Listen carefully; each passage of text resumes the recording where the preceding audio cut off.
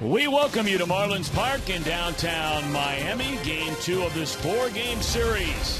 The Cincinnati Reds 2-1 thus far on this road trip. 3 more to go leading up to Major League Baseball's All-Star Game. That, of course, will be in the Queen City at Great American Ballpark Tuesday night. And hi again, everybody, alongside Chris Welsh and our entire crew. I'm Tom Brenneman. The vote is in. Johnny Cueto was the initial leader for that final spot on the National League All-Star team, and early this morning surpassed by the eventual winner, Cardinal Carlos Martinez. That's a lot of votes. I mean, 14 million votes. You can see there were a lot of people participated in this. In Reds country, you came on strong. There's no doubt about it. But you're outdone again, unfortunately, by Cardinals Nation. So Carlos Martinez gets the nod. By the way, Carlos Martinez has had a very good year. And he finished up this first half of the season with an outstanding effort against, I think, the Cubs the other night. So he's a guy that certainly deserves to be on the All-Star team, although we really think that Johnny Cueto also deserves it. There always seems to be somebody on this team that you feel like gets a snub, and in this case it happens to be Johnny Cueto. Actually, a couple times in his career for Johnny Cueto, but you know, I'm sure Johnny will move on and probably pitch real good baseball here in the second half. All right, let's talk about tonight's game. Johnny's teammate Mike Leake will get the ball, be facing these Marlins, which he did already once this season. Well, Mike Leake is very good here at Marlins Park.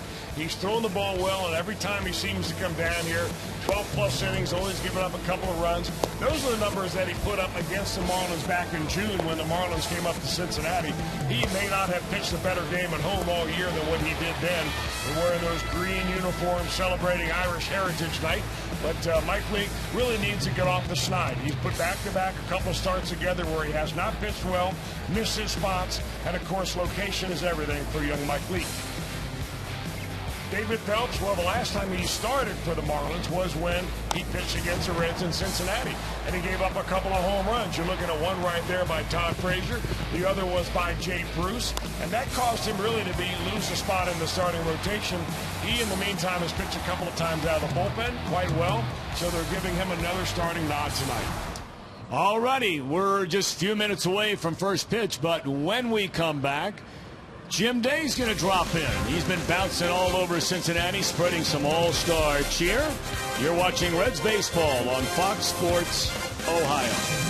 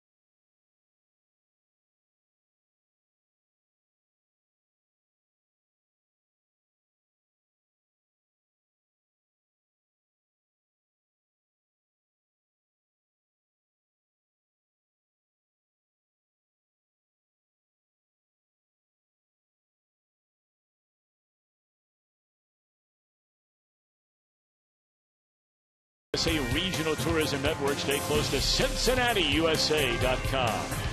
By Chevy, check out their award-winning lineup only at your Tri-State Chevy dealer. And by Skyline Chili, feeling good. It's Skyline time. Now, Chris, one of those people out there was you from earlier today. Where are you? I'm the guy swimming.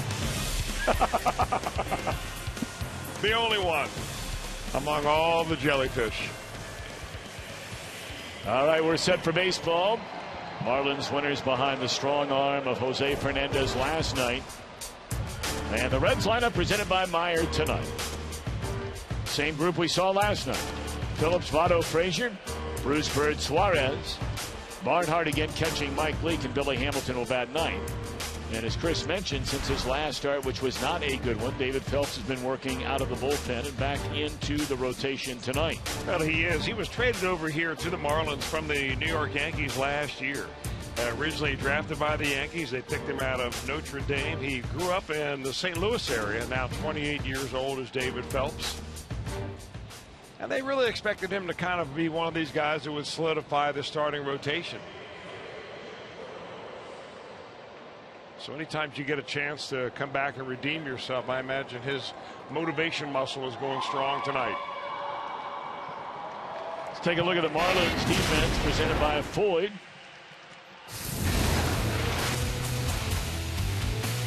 And Echeverria is starting to turn into a pretty nice looking player. We were talking about him before the game today. They make a change behind the plate.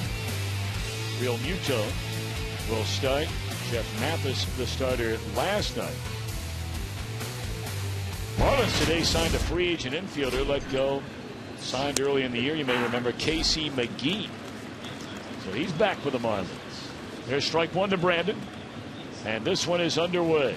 277 batters. Phillips, 5 home runs, 31 batted in. Fouls it out of play. Brandon 1 of 4. Reds out hit Miami last night 7-5. But could not break through against Fernandez, Caps, and Ramos.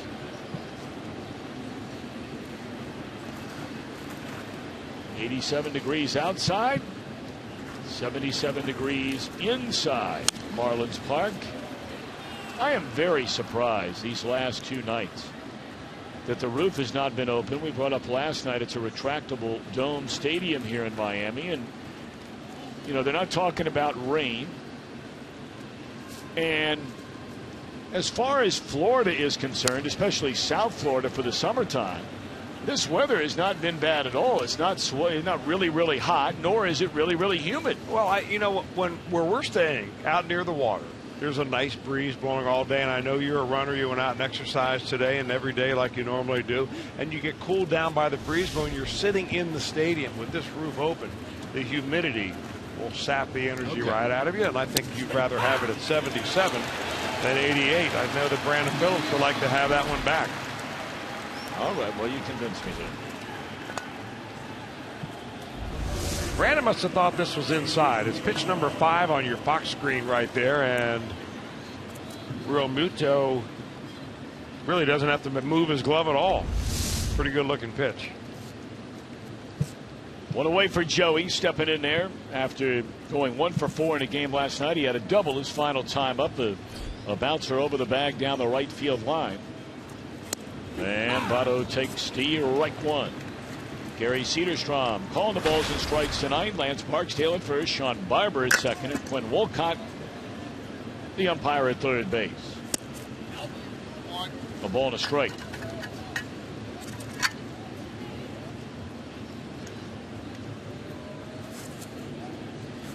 The last time Phelps pitched against the Reds, he retired Phillips to begin the game. He walked Votto and then gave up a first inning 2-run home run to Todd Frazier.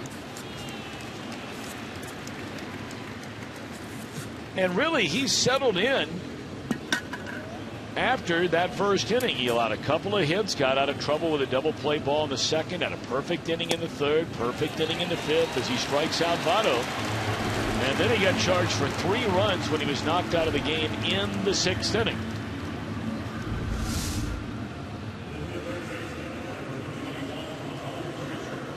Well, he's off to a pretty good start. You know, David Phelps will throw a lot of hard pitches, not overpowering like last night's starter Jose Fernandez, but he throws a lot of fastballs, mixes them up, 2-seamers, 4-seamers, even a hard cutter that he throws a lot of. He'll mix in an occasional curveball and changeup. For the most part, though, he picks away at the corners with pitches that'll move one way or the other.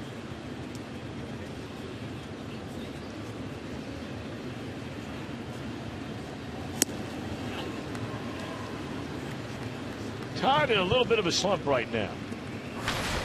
Batting average of .281, 25 home runs, 55 runs batted in.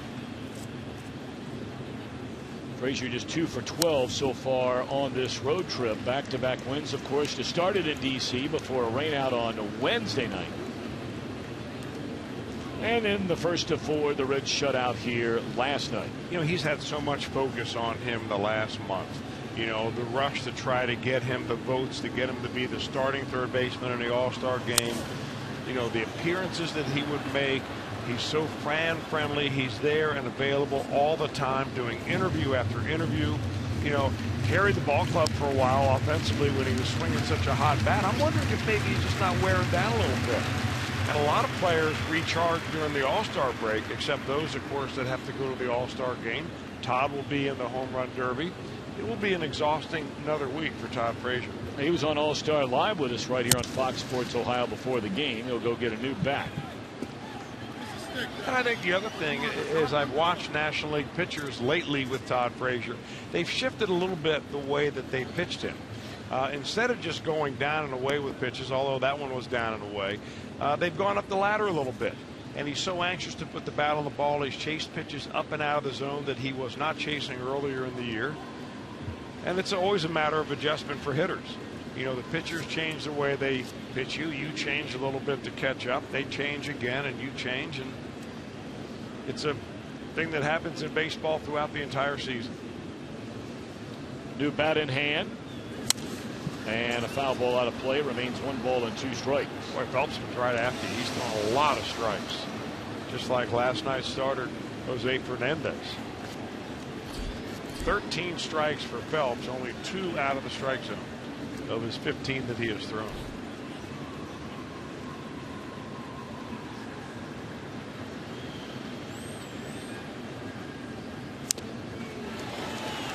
That one fouled off the catcher, Real Muto, and he's in some pain down there. I think it got him in an area where you're not padded up.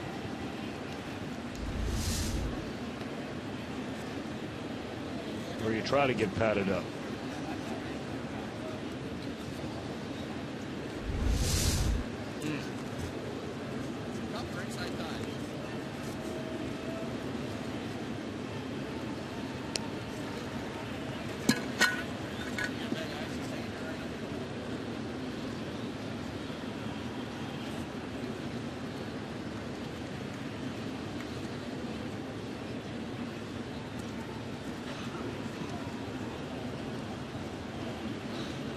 So he's back and ready to roll, and a breaking ball is grounded to the shortstop Echeverria, and the Reds are retired in order in the first inning.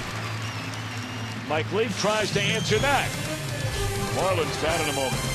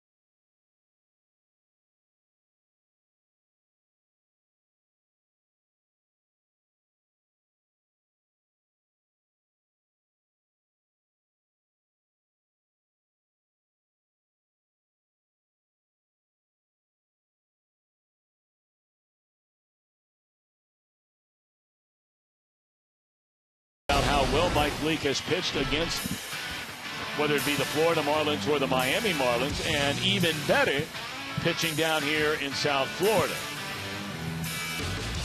Well, a 4-1 record with a 1.6 earned run average against the Marlins overall, an earned run average under 1 when he gets here in Dade County.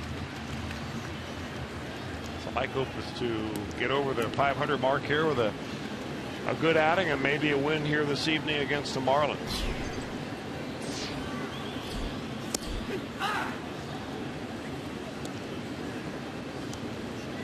One of the keys to that is, of course, keeping Gordon off the base paths. The Reds had a problem doing that last night. The Marlins ended up on top.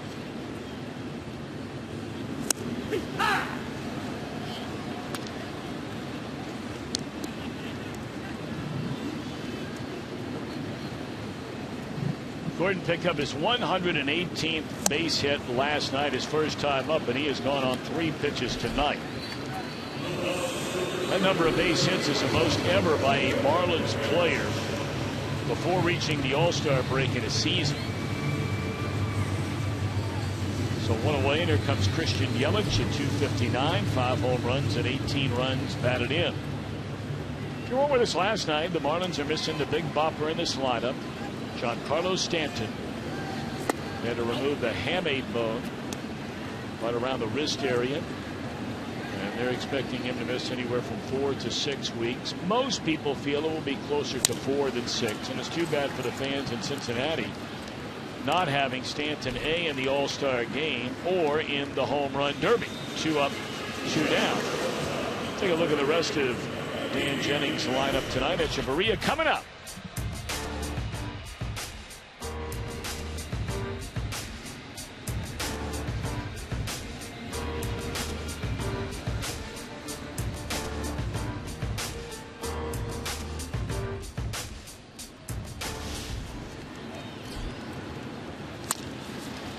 Bouncing ball back up through the middle. How about that? Smooth and easy. A 6-pitch opening inning for Mike Leake. We move to the second in a scoreless game.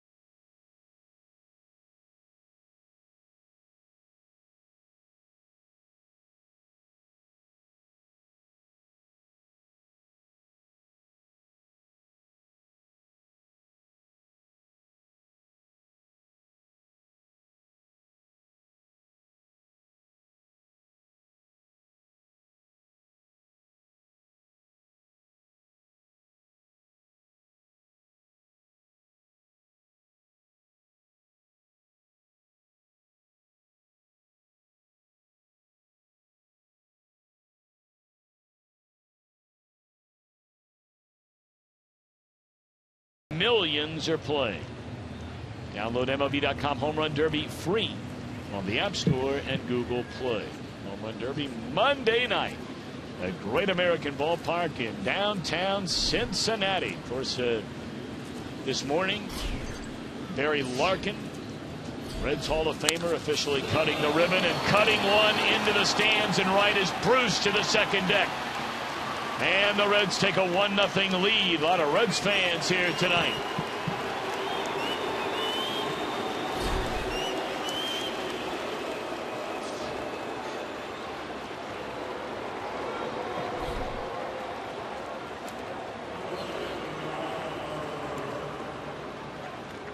Well, you know, sometimes there is a theory that you throw too many strikes. And David Phelps came right after the Reds in the first inning, retired him 1, 2, 3, only threw a few pitches out of the zone. Jay Bruce is thinking, you know what, I'm in the on-deck circle and I'm watching this guy. A lot of early fastballs, a lot of early strikes, comes right out of the on-deck circle, ready to swing the bat. Now Marlon Byrd, he's the hottest Reds hitter of all of them. He's going up there hacking at the first pitch and fouls it back out of play.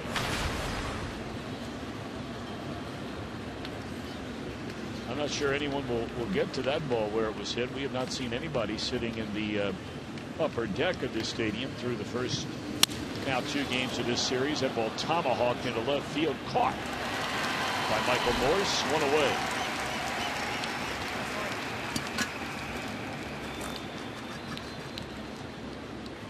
There's the ball.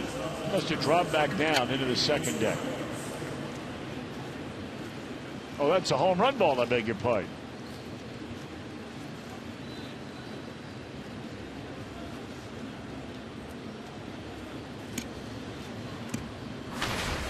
I was referring to that foul ball there a moment ago off the bat of Marlon Byrd. Tonight, they're calling it, what, Christmas in July? Yeah.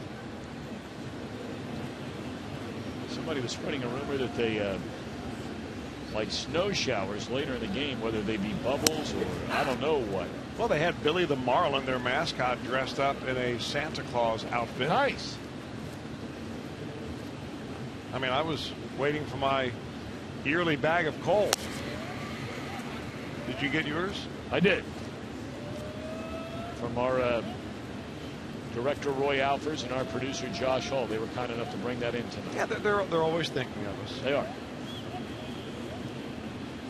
I tell you who ought to get some goodies though, and just watching what they were doing already today and knowing what they will be doing over the next number of days. You know, we talked about Jim Day bouncing around a lot in the community, and really he's been on the road with all kinds of various functions going on.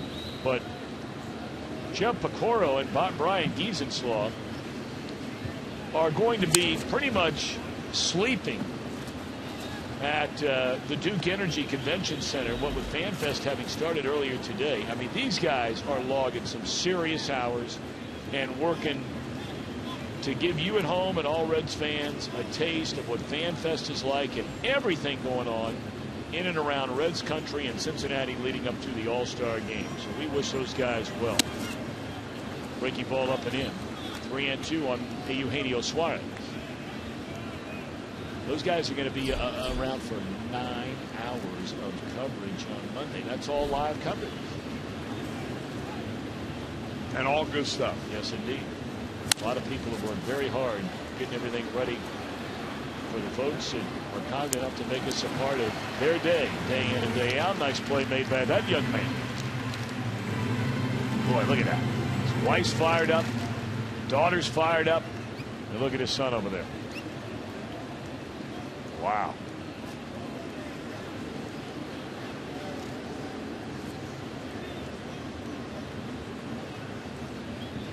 Three balls and 2 strikes on Suarez. 1 in, 1 out. And another foul ball.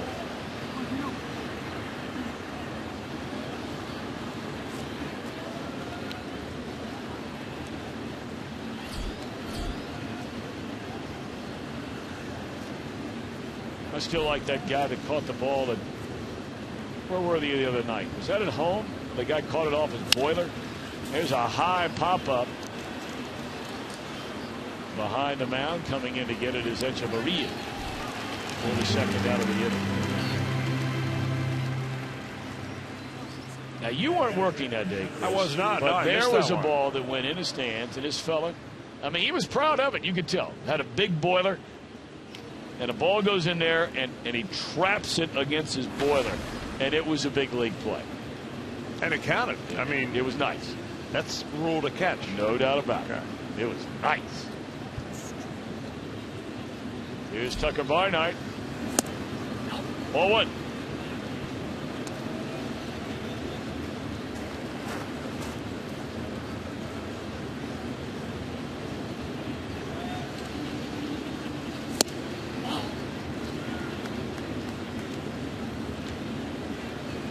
2-0 on Tucker Barnhart.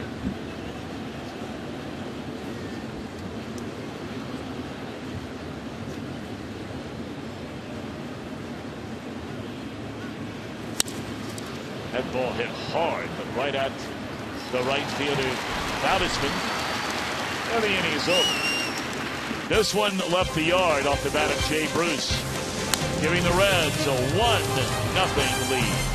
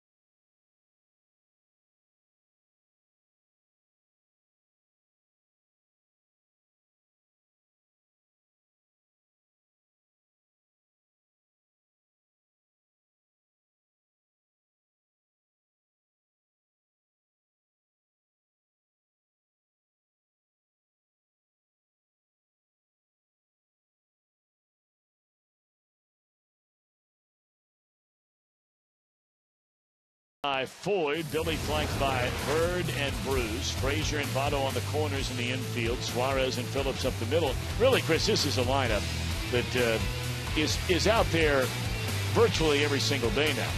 And it was, of course, Zach Cozart at shortstop before he was injured for the year, and Suarez came up to take over. But the rest of those guys are everyday guys, and it makes it easier on Brian Price because he doesn't have to mix and match a lot of different lineups. Most everybody stays in the same slot from day to day. Maybe a little bit of change when you face a left-hander, but for the most part, it's a starting 8, and he sticks with it.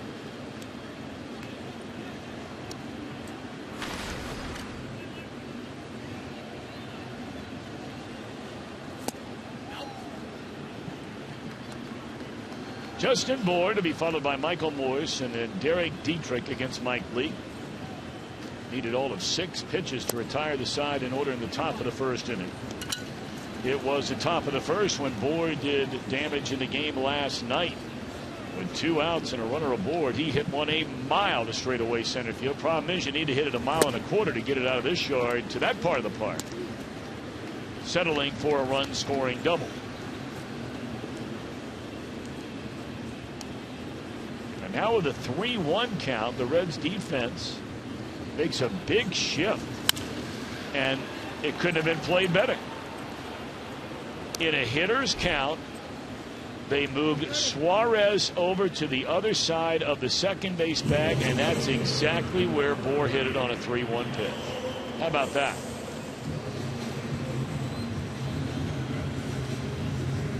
Well, that's got to make Jay Bell feel awfully good. I mean, especially with the timing. Here's the shift happening. The count goes now to 3 balls and a strike. Eugenio Suarez is going to move over right to here, and on the very next pitch, that's where the ground ball is. Hard hit ground ball, which would normally have been a base hit for Bour. Oh, for sure. He hit that ball very hard.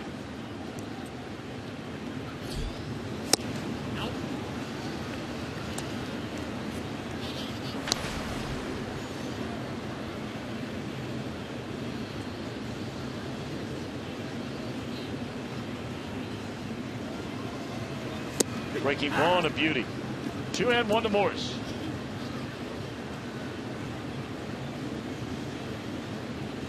course, he's only played around half the number of games so far this year out with an injury. And it's 2 balls and 2 strikes. And when he has been around, he has not done much at all. 3 home runs, 11 batted in, 4 doubles.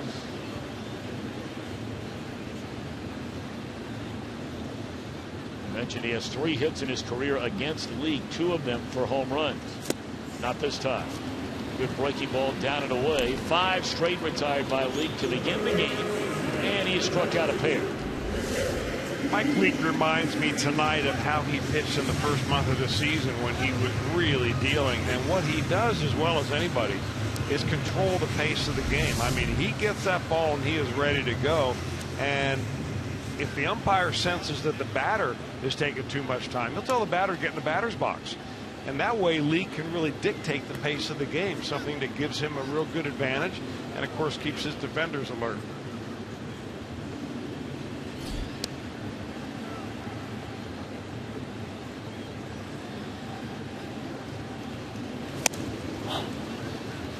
You know, one of the things the speed up rules in baseball have done is gotten into the heads of the hitters and the umpires that if that pitcher is ready, you better be in the batter's box, because if you're not in the box and the umpire feels like you're taking too long, he'll say something to you. And I don't think a lot of hitters really want to have an ongoing conversation with an umpire when they're trying to hit.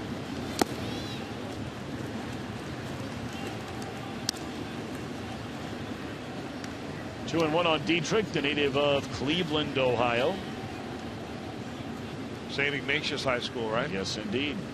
Powerhouse athletic program there. Especially known for a number of years for their football. Won a lot of state football championships. Of course, Moeller here in recent years has really taken back over as one of the great powers in the state, along with Ignatius. Gone swinging Dietrich. Reds lead on a Jay Bruce home run, 1-0.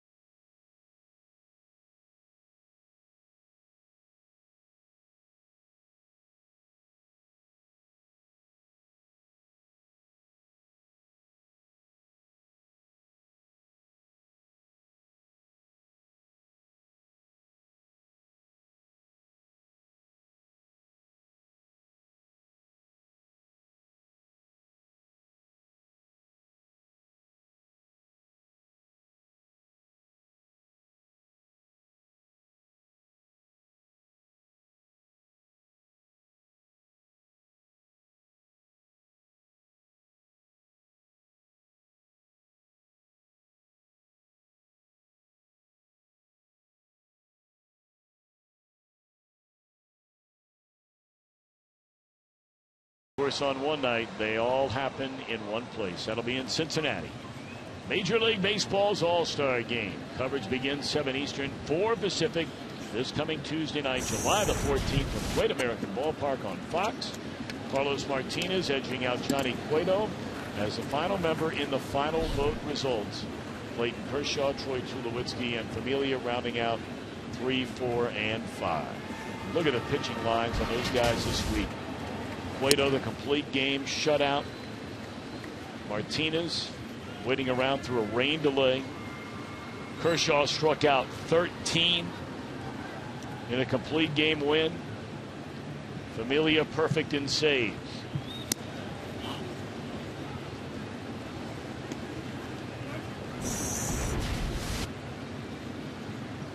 Oh, and by the way, Tulowitzki on a 21-game hitting streak. You know, you can make a pretty good all-star team of the guys that just didn't make it. You know, came close but were just edged out. And you could play, instead of one game, you could play, say, a 3-game round robin, or at least a 2-game single elimination. Lead gone swinging to begin the third. And then the all-star game could really be the all-star games. And instead of a 3-day fest or a 4-day fest the way it is now, you could extend it for an entire week. What do you think of that idea? You know, I'd have to think about it a little bit. But I'm always open to a good idea. Well, sometimes they're worth what you pay for them. Well, you know what? Oftentimes the best advice is free. And it's pretty simple. And that can be the same for ideas. Billy Hamilton. Look where the third baseman Dietrich is. Just and daring the first baseman Boer. Of course, now they're going to move back with 2 strikes, but Dietrich is still in there with an 0-2 count. We haven't seen this year. Well, that's the way you really want to defend Billy Hamilton. Just force him to pop the ball up into the air, and that's as easy as it gets. 2 up, 2 down against Phelps here in the third. Jay Bruce hit a home run the first pitch in the Reds' second inning, and that's the only run for either team tonight. Brandon Phillips struck out looking, leading off the game.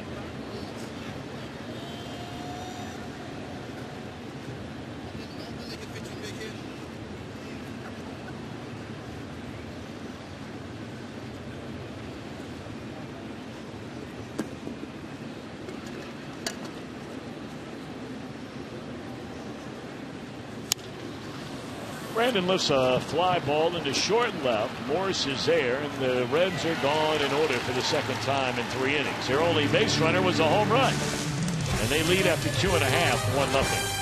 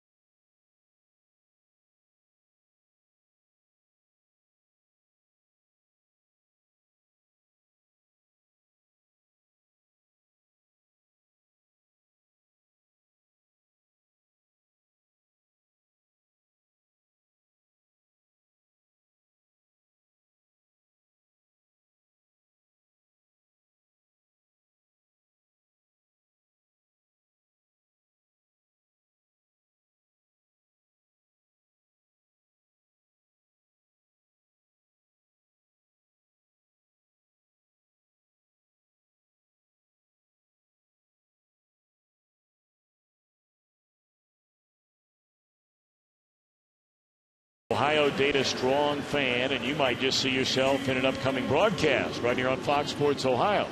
It's all brought to you by the sponsor of this year's All-Star Game, T-Mobile.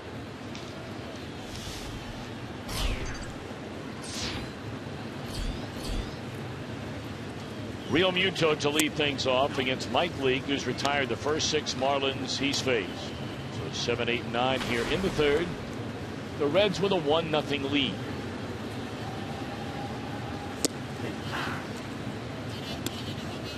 You know, we talk about it from time to time, and we certainly say on a regular basis that neither Chris nor I are privy to any inside information. General Manager Walt Jocketty and another member of his baseball operations team, Kevin Towers, on this road trip. But we don't have any idea whether player A, player B, player C, D, E, F, right on down the line are going to be traded.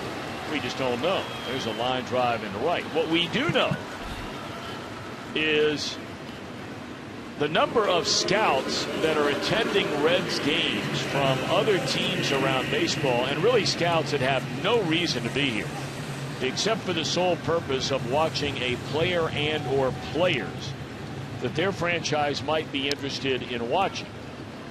And we're talking about some pretty high level guys in a number of different organizations around baseball. Yeah, some not even scouts. I mean, if you look at their credentials, they'll say team executive rather than scout. So they're certainly not the advanced scouts that are trying to, put together a report on your team as to how to pitch them, how to play defense, and so on, like you see often. And you'll see, we've seen, Tom, the same few scouts from city to city to city following the Reds for several weeks now. So, everybody does it this time of year. I'm sure that the Reds have scouts out there. They probably called all their troops back and sent them out on certain assignments, maybe certain ball clubs that they think that they may have a deal working with. That's just a natural thing that happens this time of year. Lead up and 8 down. Baldisman, tapper to Brandon Phillips, and now the pitcher to go for a third straight perfect frame. But that scouting circle is a real interesting and very tight fraternity. Yes. Because they all know each other. They all know what the rigors of scouting is, which is really traveling by yourself, alone on the road, not staying in 4-star hotels like the teams and the players are. Which is mind-boggling. It is, really. It really is. And, your days are spent filling out reports and making phone calls, and your nights are spent taking notes at the ball game that the following day you'll turn into reports. And at some point, they're going to ask you a question, and you've got to put your neck out on the line saying, I like this guy, or I don't like this guy. That's right. We should acquire him, or we don't want to acquire him. And it's not a perfect science. 1 ball and 2 strikes on the pitcher, Phelps. And that'll do it. Leak very sharp. He's fanned 4 of the front 9, retired each of the front 9. We move to the 4th, and the Reds with a 1-0 lead.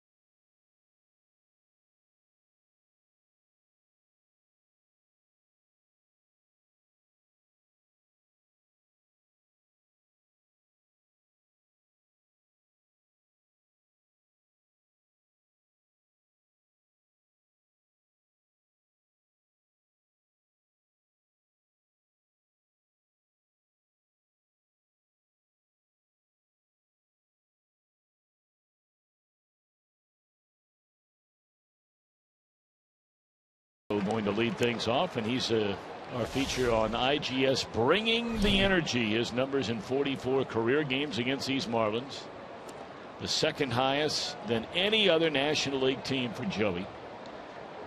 And in this ballpark, he's only played 7 games, but nothing wrong with 11 hits and 28 at bats.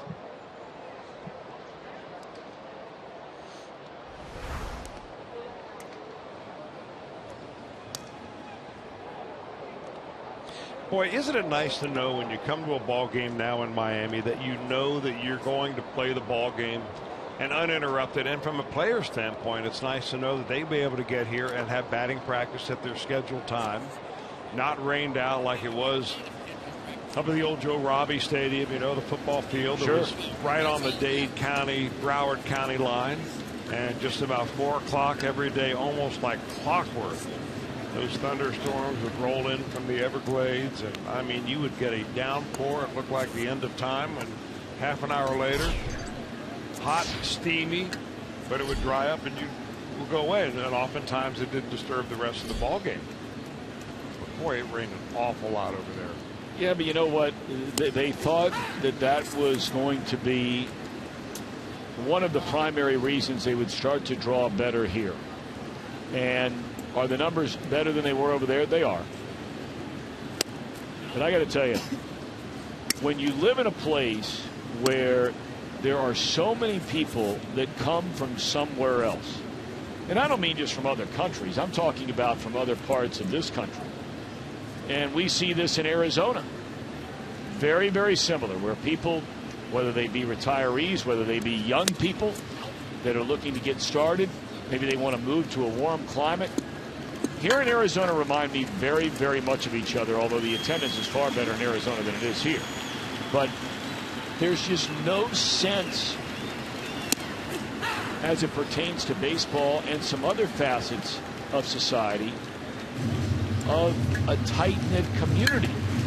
There are interests that people have as far as sports are concerned and other teams. Where they really rally around their own, if you will, in the state of Florida is in college football. Well, they do that, and they also rally around their own, you know, in the NBA. Especially when they're winning. When they were winning down here, the Heat was a very difficult ticket to get. They have rallied around their football teams, NFL, over the years.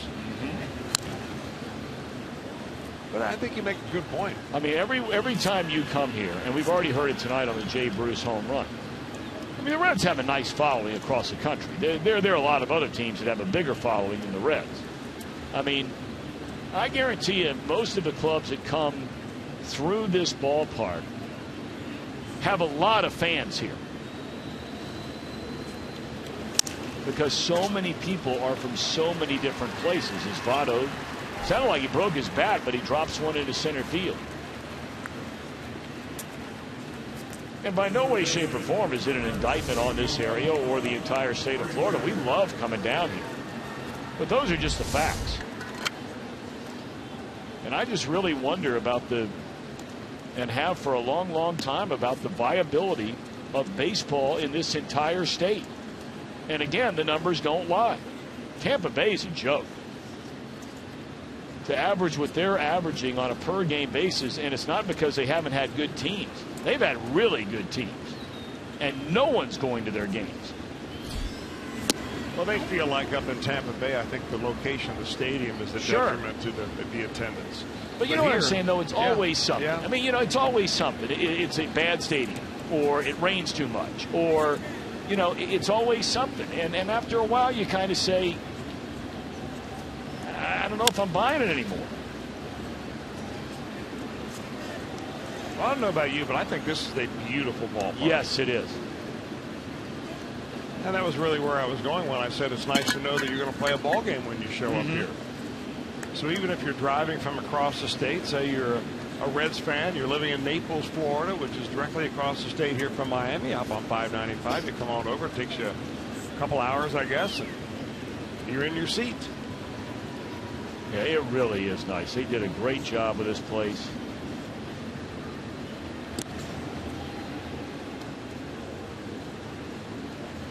But how much of it also is the fluctuation of rosters from one year, in Miami's case? fluctuation of rosters from one year to the next. Oh, one year you've got a championship caliber team. Next thing you know, you're trading away, 7 of your 8 best players. Yep. And you never have a chance to build any affinity to maybe your favorite player or your favorite couple of players, or you're afraid that if you loan them your love and your fanship, you're going to get your heart broken because they're going to be traded in a couple of years. I don't think there's any doubt. I mean, again, there are a myriad of reasons why the situation is what it is, and I think what you're getting at is 100% is that ownership hasn't done itself any favors down here. And it's interesting because this franchise has won 2 World Series since becoming an expansion franchise. Well, they started in 1993, right? And they win the World Series in '97. They trade all those guys away. They rebuild from the ground up. Their baseball operations people have always been really good at their job. Larry Beinfest was here for a long, long time. Mike Hill, a Cincinnati native, is now the head man in charge. They win it again in 2003.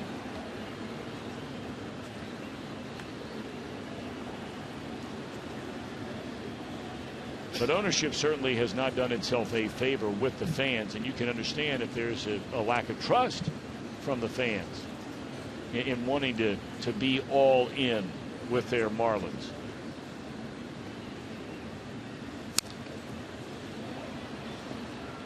Still 3-2 on Todd Frazier after the base hit by Votto.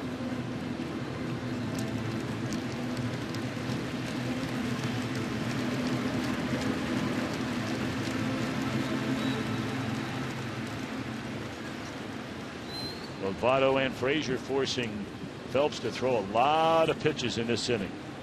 And now time is called by Ty. They'll get right back in there.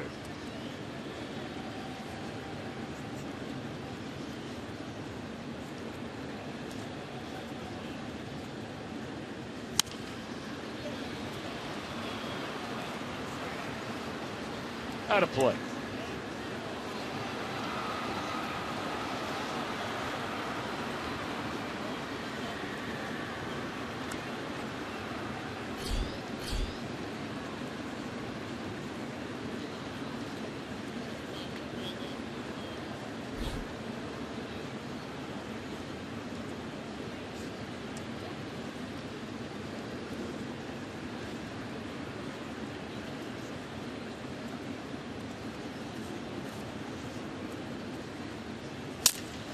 Double play ball here.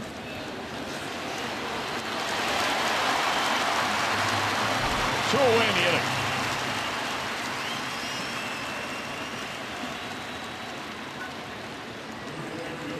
Now, one of the rare curveballs that David Phelps will flip up there in a ball game. He'll only throw about 8 to 9, maybe 10 of those a game. Went did that on a 3-2 count. Votto is not running, and a 6-4-3 DP lane grounder.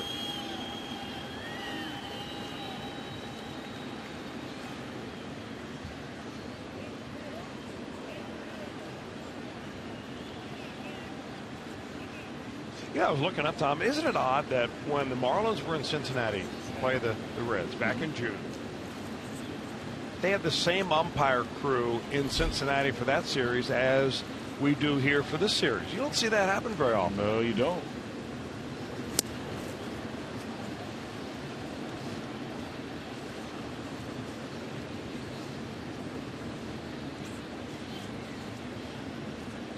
Jay Bruce, a home run to the second deck. And this ball is smoked into the gap in left center field. And it will bounce up against the wall. So it's a home run and a double tonight in 2 at-bats for Jay Bruce. Well, what a difference a day makes for Jay Bruce. Last night he went to the plate 4 times. He made 5 outs, including 3 strikeouts, and he has been all over whatever David Phelps has fired up there this evening. And Phelps is really falling into a trap that some other pitchers around have done that with Jay Bruce, is trying to get him out by pitching the ball up. Waist high and above, he has been all over it. Good level swing on that one by Bruce.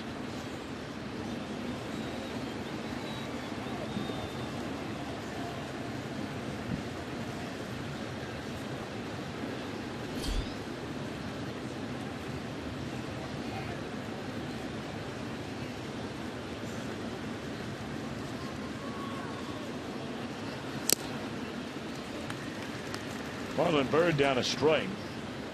They just recently announced, by the way, the umpires for the All-Star game in Cincinnati on Tuesday. You brought up the umpires. Tim Welke, a crew chief in his 32nd major league season, will work behind the balls and strikes. He'll work behind the dish in that one.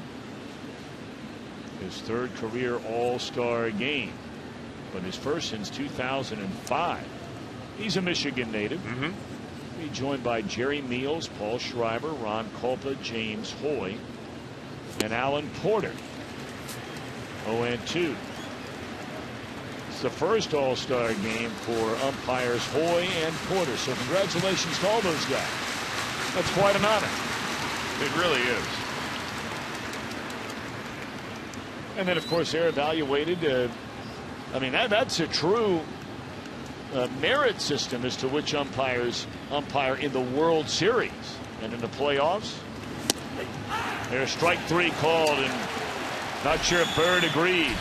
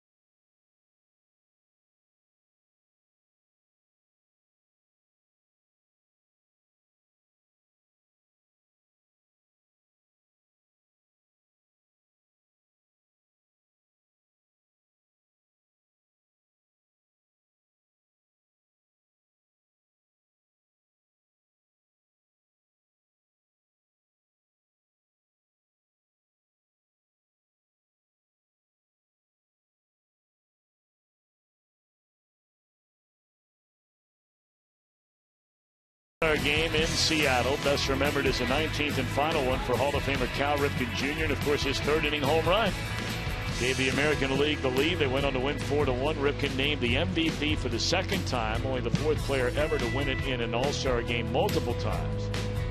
It turned out to be Tony Gwynn's final All-Star game as well. Sean Casey, by the way, was the lone Reds representative that season, 2001.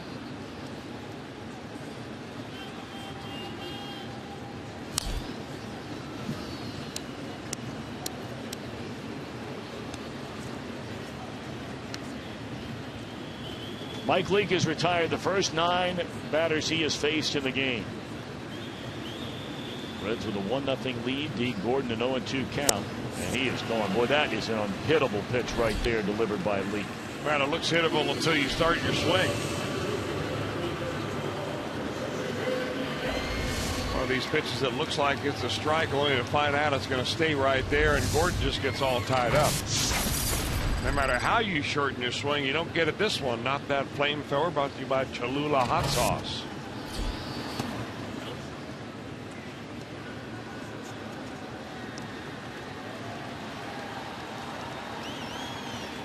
You know, it's interesting talking to a number of scouts on this road trip, and we talked about how many of them there are on this trip from different teams all around baseball. And when you start connecting the dots at who some of the teams are, you understand why they're here. I mean, it's no great secret. Some of the clubs that apparently are looking to really bolster their chances of either reaching the postseason or enhance their chances of going further into a postseason. And some of the teams' names that you frequently see following the Reds around: Baltimore, Tampa Bay, Kansas City, Houston, Washington, the Dodgers.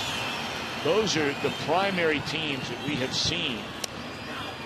Toronto, I don't know if I said them or not, they have really been hot on the heels of the Reds. There's ball 4, and they're sending in some of their big guns. But anyway, the Orioles in Texas are here. The point I was getting at is that it's so interesting to talk to those guys, especially who see a lot of different pitchers around baseball. And Mike Leake's name is an interesting one to bring up to scouts, because in Cincinnati, I think we've been primarily focused on Johnny Cueto's pending free agency. Well, it's also a free agent year for Mike Leake. And we were talking to a couple of scouts the other night, and they said, you know, you look at Ricky Porcello and the contract that he received from the Boston Red Sox. And I don't know what the numbers are. It's outrageous, the amount of money for Porcello's numbers. And when you compare his numbers and compare the way he's pitching this season to Mike Leake, these scouts said, believe me when I tell you, this guy is going to be coveted by a lot of teams in baseball. Well, Porcello is 5-9. His earned run average is north of 5. Yes.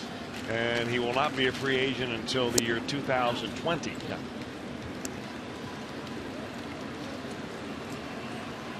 And his name just happened to come up, because some of the scouts had seen Porcello lately, and they're like, this guy can't touch your guy that's on the mound tonight. And he was 15 in his free agent year. He was only 25 years old last year. He was 15-13, had a very good year for Detroit. 3.4 earned run average. Had 3 shutouts, pitched 200 innings. He had a really good, solid year. Sure. He stepped back this year. I mean, maybe it's because the Red Sox haven't been very good overall anyway. But you're right. I mean, the basic point you're making is that, you know, even though Mike Leake may not be in the same stratosphere of, say, a Johnny Cueto, you're still looking at a guy that is certainly looking forward to a big payday. Big payday.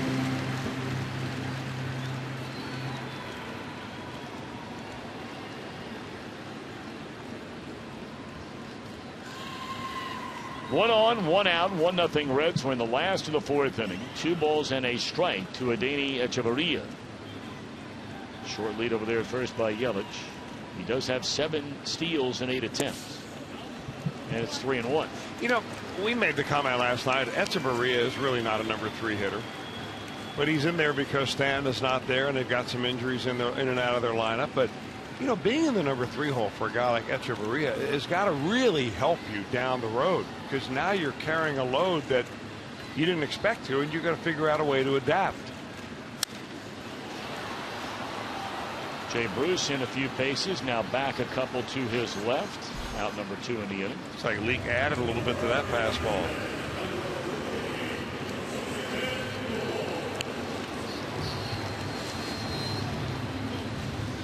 I mean, he's ready to go. I mean, he's waiting for that ball to get back from the infield. He's getting on the rubber, ready to straddle it and get in there, and essentially waiting for Justin Bour to find his way to the batter's box and dig himself in.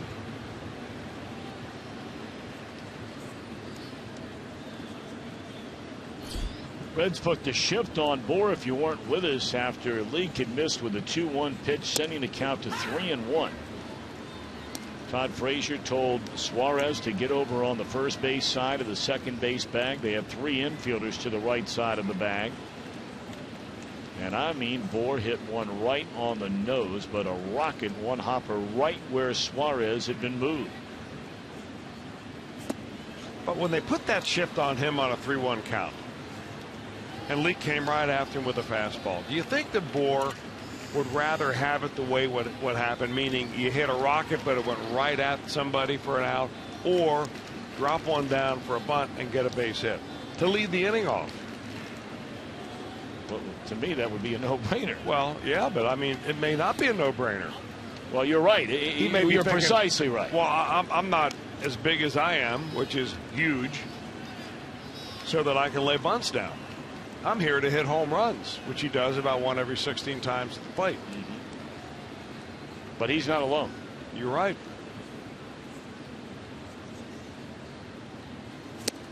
Dawn swinging on another good breaking ball underneath his hands. Well, Leake's got it going on tonight. He allows a base runner, but he's fanned 6. No hits through 4.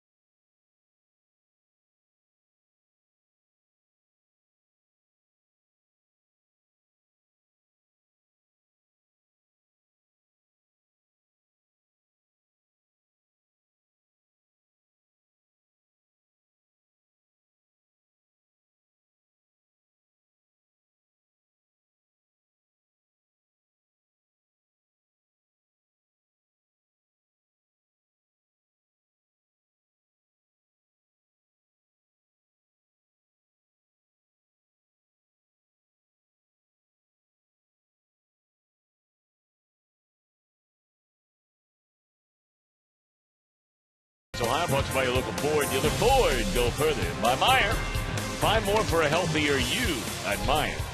And by Cincinnati Children's, ranking 3rd in the country on the U.S. News and World Report's best children's hospitals in America. Welcome those of you watching tonight from Children's Hospital. We always hope and pray you're having a better day today, and even better than that tomorrow. Mike Leake, 4 shutout innings. His team leads 1-0. Suarez looked to the strike from David Phelps to begin the 5th. Phelps has been awfully good because what he just did there to Suarez, which is pump in a first pitch strike. Now 12 of 15 first pitch strikes from the Marlins pitcher Phelps. Very much like what happened with Jose Fernandez last night. I mean, he just came right after the Reds, one after another with strikes.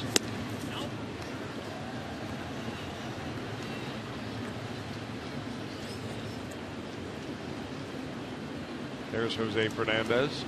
Was so impressive. Boy, nothing like so impressive. Day after a game like that. Man, that guy's something else.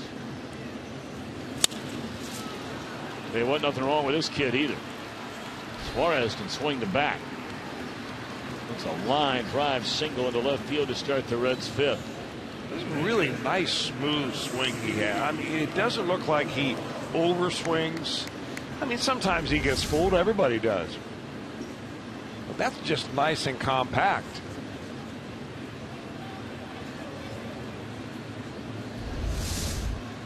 It's going to be interesting to watch Suarez over the second half of this season, because I think everybody who's been watching him play for the last month pretty regularly is starting to really take notice of what he's capable of doing with the bat. This kid can hit. He's a confident player. You don't want to rush to judgment. But getting a chance to watch him play 80 games, and of course he's not going to start every one of those, but he's going to start the overwhelming majority of those. To play over the second half of the season, it's going to be fun to watch him play. You wondered about dropping down a bunt. If Barnhart doesn't try to start running before he puts that bunt down, he might have had an easy bunt hit. I mean, they're essentially giving it to him by playing him the way they are. Shift it around to the right side, and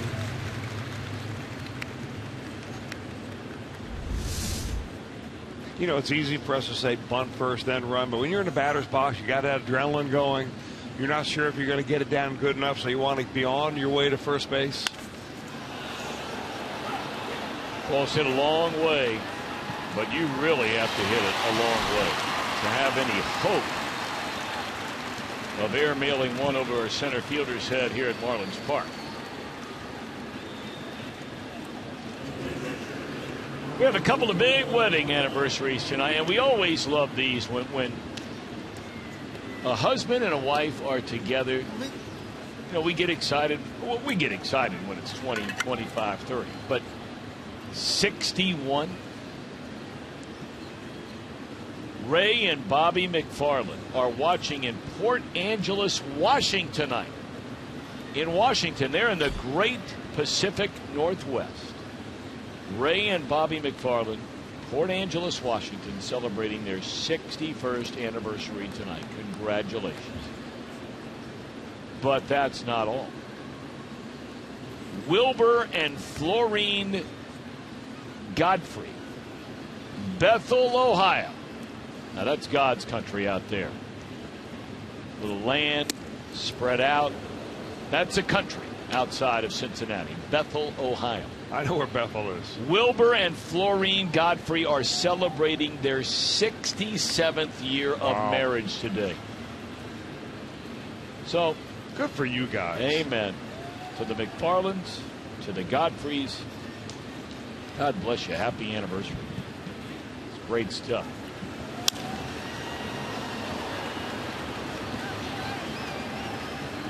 Center field, 2 out.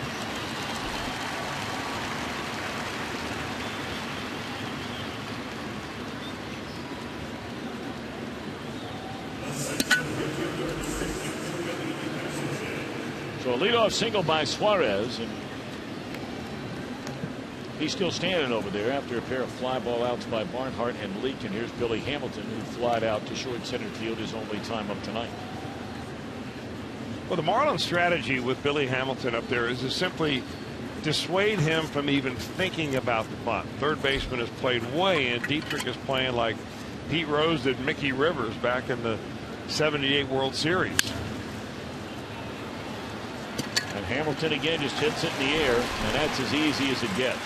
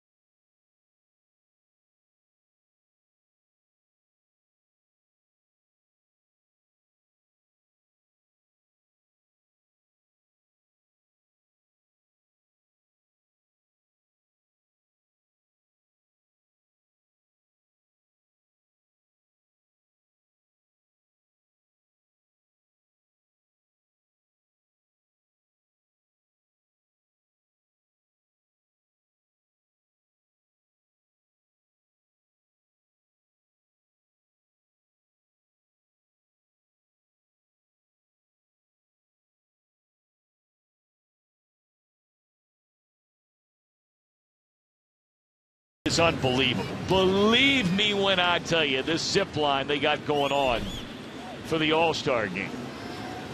It's brought to you by Cintas. It's located down at the Banks in that entertainment district.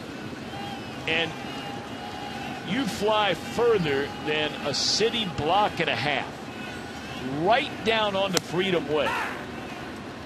The Cincinnati Zipline Experience takes place Monday and Tuesday. So this coming Monday and Tuesday. Spots are limited, so hurry and reserve yours today. Log on to Reds.com/zipline. I saw some video from this thing today, and I gotta tell you. Are you a zipline guy? Oh man, all over, all over. You're not one bit afraid. No. You're not afraid of the cable breaking No, or don't think mechanical that way. failure in any way? No. How about bugs in your teeth? Anything that a problem? No, for you? I enjoy that part of it.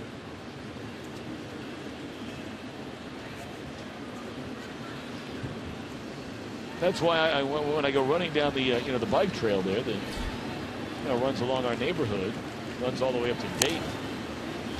I run with my lips spread apart like the Joker from the old Batman, so you can collect them. Well, Polly tells me that the bugs that you collect are hitting you in the back when you're running. They are. They are. That's how you build up your hamstring. Soft broken bad liner by Dietrich into right field to hit. And Dietrich has to dive back as Leak alertly comes in behind him. Dietrich took a big turn and perhaps did not know that Leak was coming in behind him. Now the Marlins wait for the 1 out in the 5th inning to get their first hit of the night.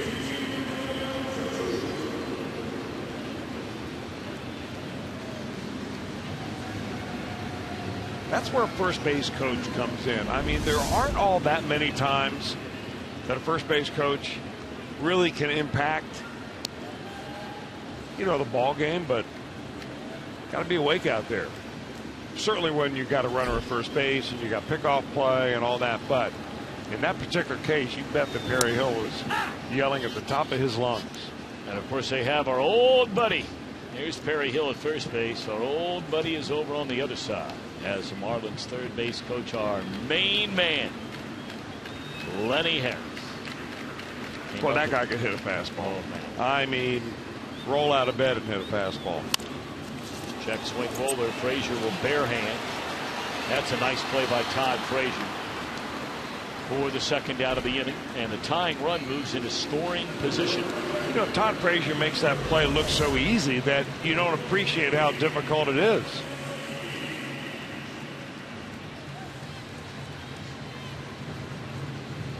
If he scoops it with his glove, I don't think he gets him.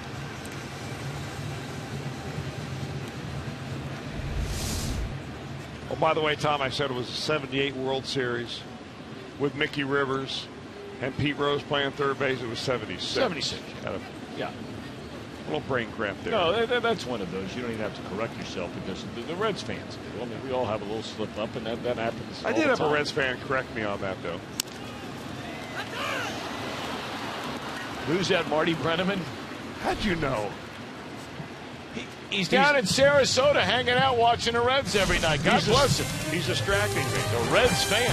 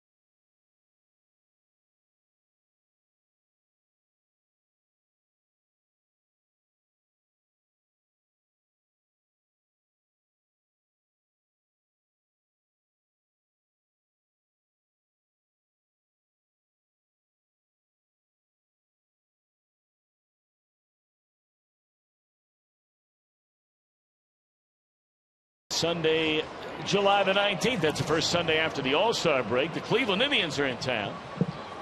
And, of course, as part of Family Sunday, kids 14 and younger receive a Devin Mesoraco poster presented by College Advantage. There are great special family ticket offers. Buy one full-price ticket, you get 3 others for half price. A couple of different deals to go about it. They have live mascot races, face painters, lots of games for the kids. 513-381 REDS. We'll see you on Sunday, a week from Sunday. The Bobblehead Museum, one of the unique features here at Marlins Park. My understanding is every bobblehead that has been given away in Major League Baseball since the advent of the bobblehead is in that museum. Well, that museum must grow exponentially because they give away more bobbleheads now than ever before. And the other interesting thing about that bobblehead museum is that it slightly vibrates. So the bobbleheads actually bobble. Take a look at that. There's the Padres section. The late great Tony Gwynn, back when Adrian Gonzalez played for them. David Eckstein. Isn't that cool? Well, here's some more of them. Now let's go on down the line here a little bit. This apparently is a Padres setup. Down below them looks like the Cardinals setup. There's Randy Jones down there, the left-hander of the Padres.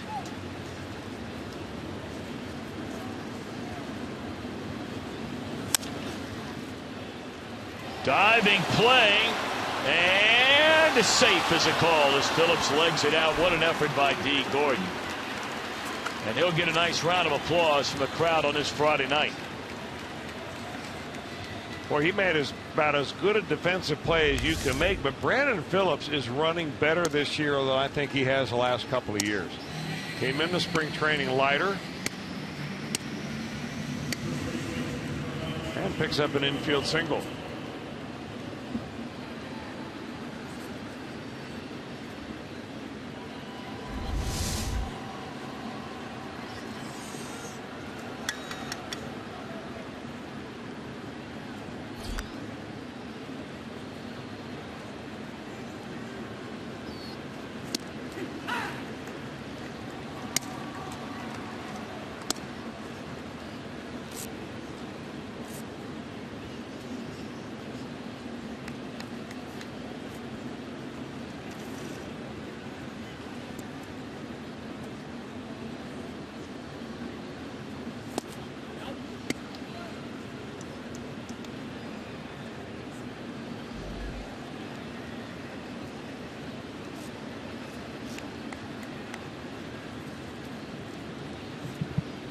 Votto, 1 of 2, struck out his first time up, had a single to center his last time up.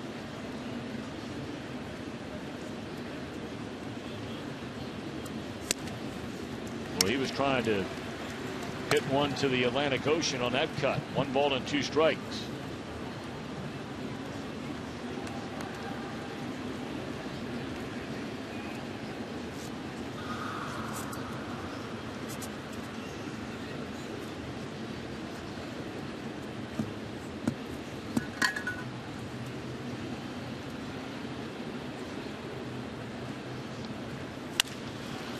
Hit hard the other way.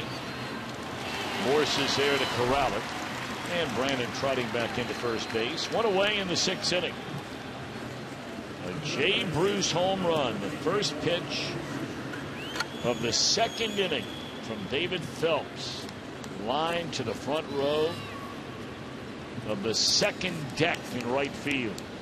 And that's the game's only run. Here comes Frazier. Tough start tonight for Frazier. A ground ball to short in the 1st inning, and then after a leadoff single by Votto in the 4th, another ground ball to short that started a short to 2nd to 1st double play.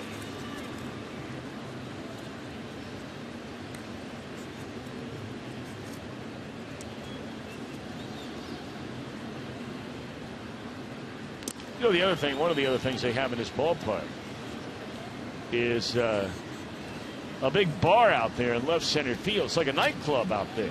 It is a nightclub. Not like one, it is one. A very famous one. Clevelander. which I think the real location is out there on Miami Beach or South Beach somewhere. Popped up right side of the infield.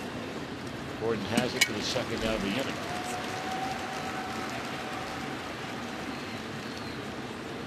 Well, tonight just an extension of what Jay Bruce has been doing for the better part of about 3 weeks. He's been in the driver's seat, brought to you by Kia. Look what he's done over the last 21 games. 2 for 2 tonight. The home run added a double his next time up on the liner to the wall in left center. Now, Chris, have you been out there to the Clevelander? I have not. You've not. We'll have to pop in there maybe tomorrow. Or, depending on the readiness of technology, maybe we could swing out there in about the 7th tonight. And just call the final few innings from out there? Yeah. See what that's like. Is there a cover charge? Because some of the cover charges down here now. Well, the kind of cash you're carrying around, that should be no problem at all. Well, I like to bring some of my meal money home. How about you? I do. That one fouled off and out of play. 1 ball and 2 strikes. Here's a home run by Bruce, the game's only run. A no doubter here.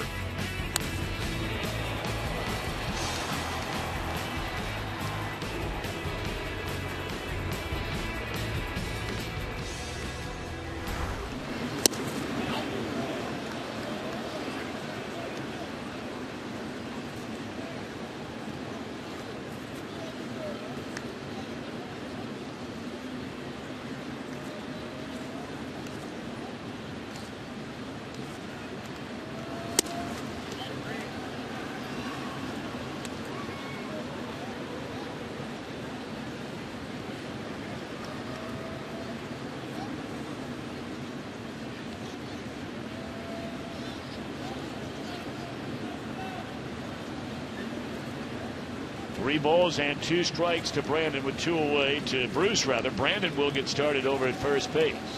Let's see if Bruce can lay into one right now. It's ball 4 and now Marlon Byrd will have a chance. Byrd has hit in 12 consecutive games. He's 0 for 2 tonight. Phelps up to the 85 pitch mark. Now that wouldn't have been a big deal, you know, a couple of weeks ago. But now that Phelps has been taken out of the rotation before this start tonight and pitched out of the bullpen his last couple of games, maybe, you know, 90 pitches becomes a bigger deal, at least for this start.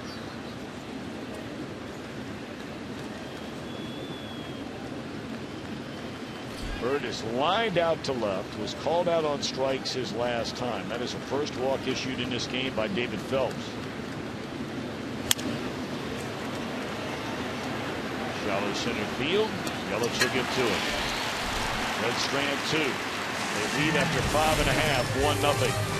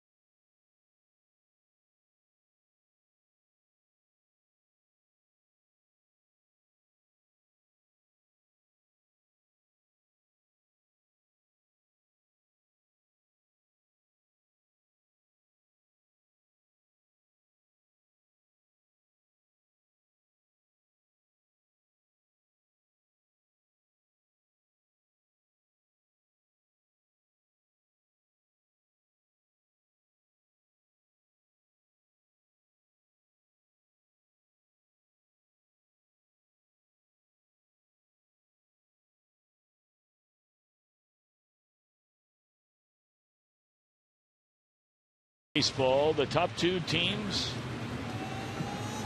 from the state of Missouri. Cardinals rolling at 56-30. Kansas City 50 wins, 33 losses. And of course, both will be well represented at the All-Star game in Cincinnati on Tuesday night. In fact, the American League All-Star team will be managed by Ned Yost. That is a foul ball as Ichiro will come up and bat. For the pitcher, Phelps, who did a real nice job tonight going back into their rotation. He allowed just a home run to Jay Bruce, and outside of that, he was mighty good. Talked about Ichiro and the incredible professional career, both in Japan and in the United States, that he has had. 4,165 career hits. That's right. 4,165, and almost 2,900 of those have come in Major League Baseball.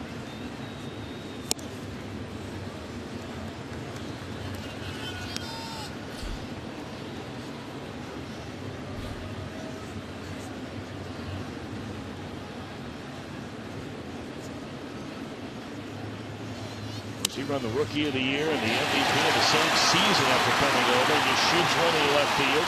He'll slam on the brakes. And Ichiro Suzuki with a pinch hit single to start in the 6th inning. And Ichiro is really mired in some kind of a big slump. But he's able to like half swing that, guide that ball nearly right down the third baseline. Back in the day, that was an easy double for Ichiro. Even though it was a nice play by Marlon Byrd to keep him at first base, he would have been there probably standing on second base. He was so fast and got out of the box so quickly.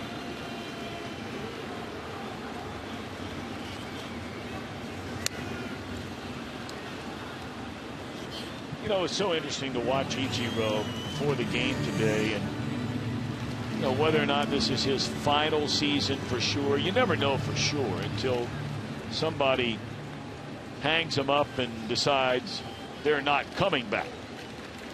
Everybody's capable of changing your mind. But when you think that this guy in Japan had almost 1,300 hits before he was able to come here to the United States, and then he comes over and he has a 38th most hits in the history of Major League Baseball.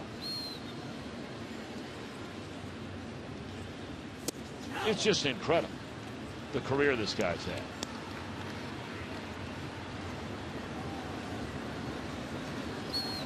But before the game today, when he comes out of the dugout, there's no walking out on the field for batting practice. A lot of players will just walk out. He comes sprinting out. He goes straight to right field. And for about the next 25 minutes today before the game, we're going to have to play to first base. And the sacrifice by Gordon getting Ichiro into second base. That's a tying run out there. But Ichiro is playing balls in right field like he's getting ready to be the starting right fielder tonight. Well, you know, you become great by repeating the same thing over and over again until it becomes second nature. 10 years in a row, Ichiro had at least 200 hits. That is incredible. That's Pete Rose type stuff right there. The first year he came over, he led the league with 242 hits and batted .350. And said, where's the next league up from here?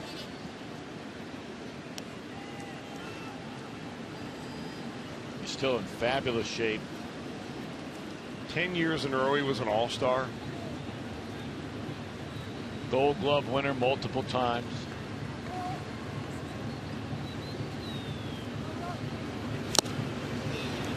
Nothing in 2 on Yelich. That is the tying run out there at second base.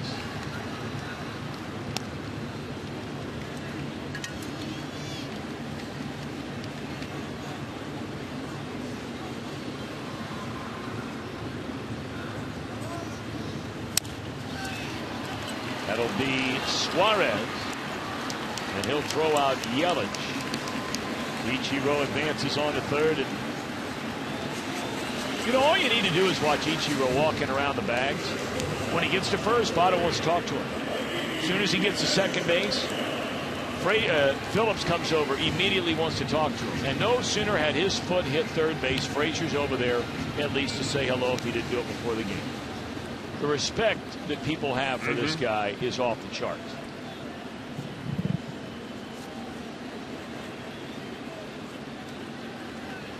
One more big out to go now.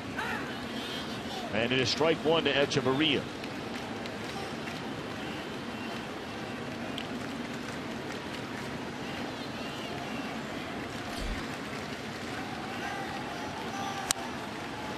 One run and fouled out of play.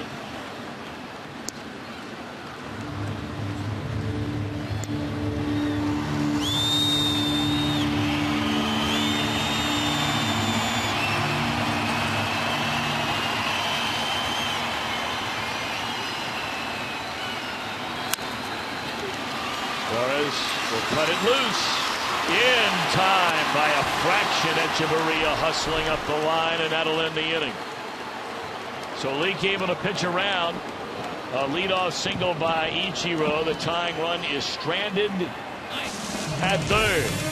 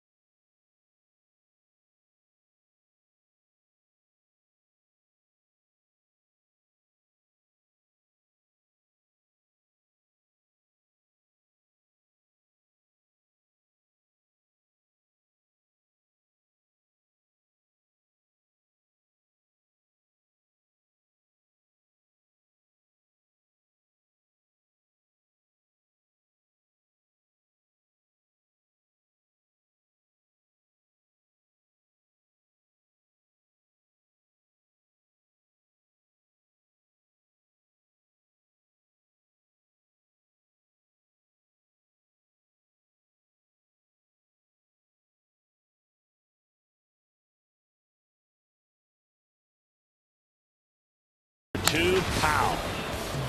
Home run number 13 for Jay Bruce, and that's been the game's only run. Phelps goes 6, allows 1 run. Mike Leake has worked 6. Chris Welsh not allowed a single run. He's been really, really good. Not only has he pitched well, he's dictated the pace of the game. It seems like the Marlins are falling kind of right into his strategy. They waited until the 5th inning to get their first hit. That was when Dietrich had a 1-out single to right field. And a very slim margin right now. The Reds over the Marlins. They'll turn the ball over, the Marlins will. A new pitcher, right-hander Brian Morris, will come in in relief of David Phelps, who had a very nice ball game. Now, the Reds have seen Morris a number of times through the years. Morris now 28 years old. He originally drafted first-round pick by the Dodgers in 2005. For 2006. 32nd game out of the bullpen. As soon as the Dodgers drafted him, that first year of professional baseball, he only made 14 starts and then underwent Tommy John surgery. He missed all of 2007. Well, he was ahead of the curve if he did it back then.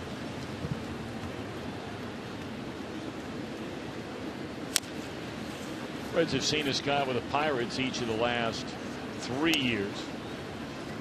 Pitching 55 games for him in 2013 when they finally broke through and reached the postseason. And in 21 games a year ago before coming to the Marlins, where he was virtually unhittable. When he came to the Marlins, he went 4-1 in 39 games with a 0.6 earned run average.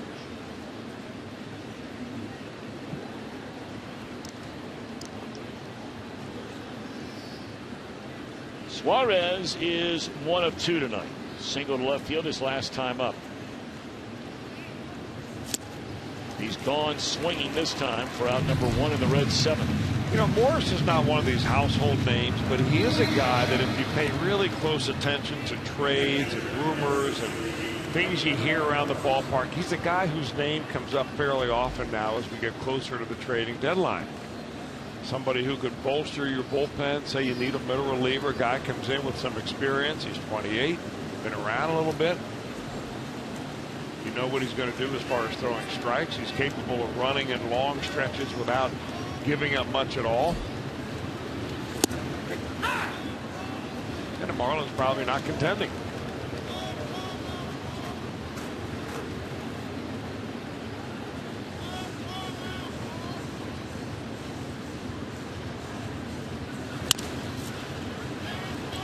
Broken back ground ball by Barnhart. He's thrown out by Gordon.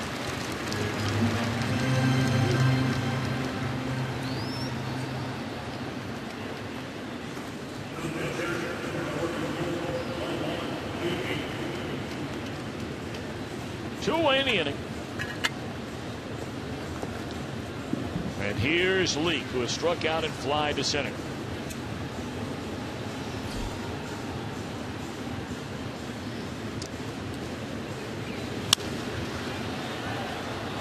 Doesn't get much easier than that for the new Marlins pitcher. A 6-pitch inning for Morris.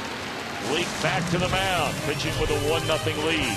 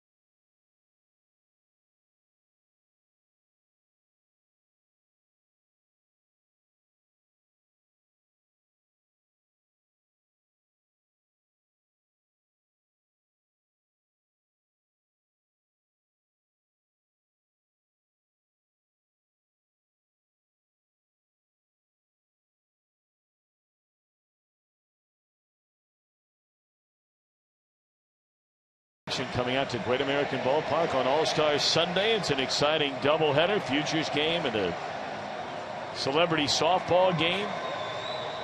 And you can get tickets right now at allstargame.com. Oh, we were talking about that bobblehead museum. I looked through the years here. See Brandon there, Tony Perez, Felipe Lopez, Barry Larkin a couple of times. Well, you're good. Picking the Felipe. Look, I thought it was Denny Nagel up there too.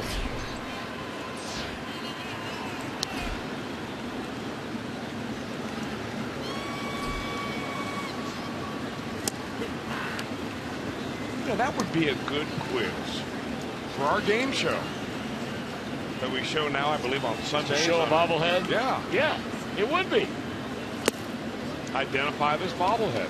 Well, what you can do is maybe tomorrow or Sunday, is corral a local photographer. We have a 4 o'clock game tomorrow, so you can swing down here, say, I don't know, 10, 11 o'clock in the morning.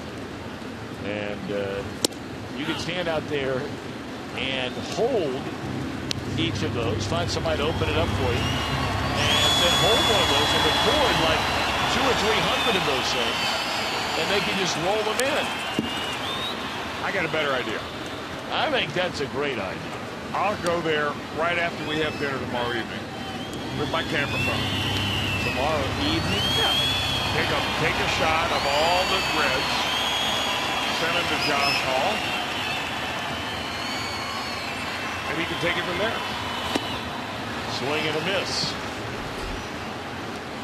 Josh is in favor of my idea.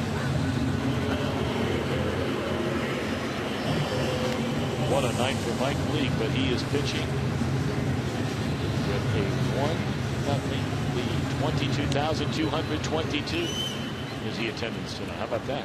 Runs have been at a premium this series.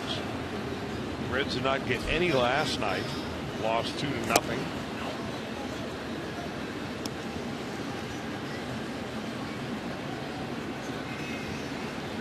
Here's Morris. I mean, you've got guys here that can tie this game with one big crack of the bat. Breaking ball down and away from Morris. That's a pitch. Leake struck him out on the second inning. Well, Leake has not, when he has his bad games, he misses his spots in the middle of the plate. Tonight, when he misses, he's missing off the plate. Ooh, boy, how do you lay off that? Good looking pitch right there.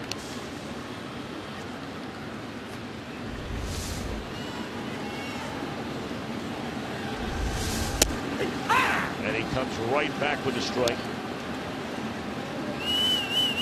82nd pitch coming up. As a right-handed pitcher, if you can control that outside part of the strike zone to a right-handed hitter, that's money.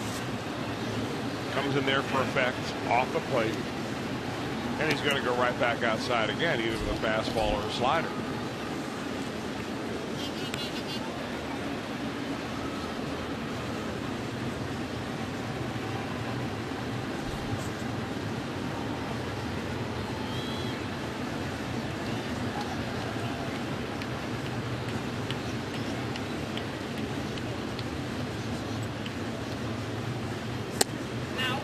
That time Morris does not chase a breaking ball low and away. 2-2.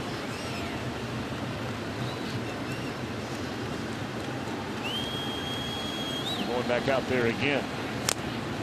And that time Morris chases. Foul tipped into the mid of Barnhart. 8 strikeouts, 1 walk, only 2 hits allowed for Leake. I mean, really dealing tonight is Mike Leake. Now, one pitch. Look where all those pitch locations are. Not one of those is fully on the plate. Everything is either right on the corner or off the plate. No wonder he wants to work fast. I mean, he is just feeling it tonight. Here's Dietrich, who struck out and singled to right field. That was a broken bat single, the first hit the Marlins had in the game. It came in the 5th inning, just beyond the reach of Votto to his right. Not a hint of activity in the Reds bullpen. Just as he went into the windup,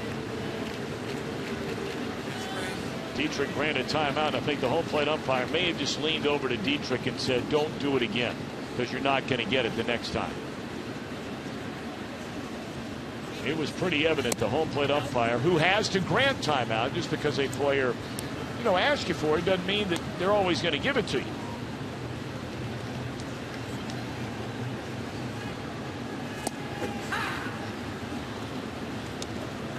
That's Gary Cederstrom behind the plate. He's been around for a while. You better believe it.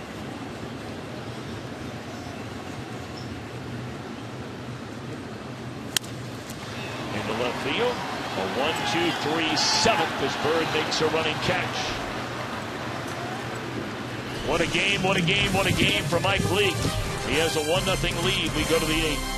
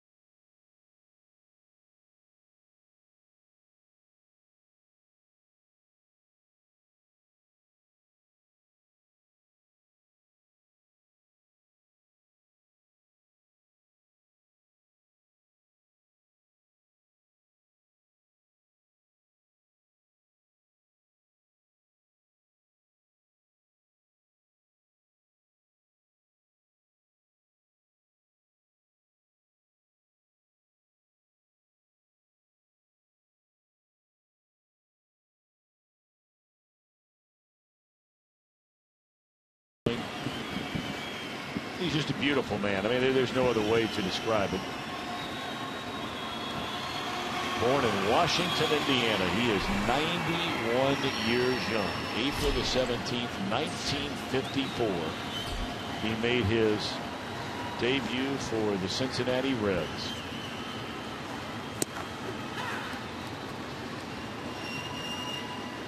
He's also a great basketball player.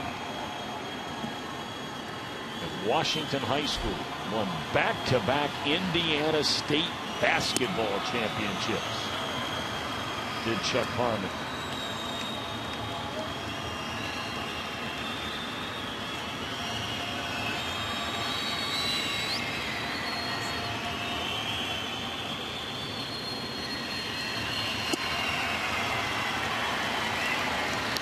Hamilton is gone, and you can't talk about Harmon without mentioning, because we met her and were around her so many times through the years. His bride of 62 years. They called her Pearl. She died in November 2009, just a couple of days before her 83rd birthday. The family with 3 children. What a guy. Congratulations, Chuck.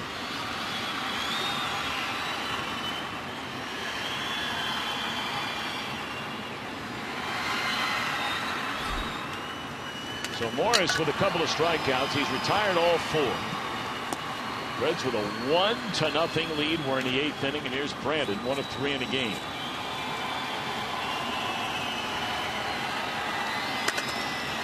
The only run was a home run off the bat of Jay Bruce. First pitch thrown in the 2nd inning by Marlins starter David Phelps. Bruce hit it to the 2nd deck in right field.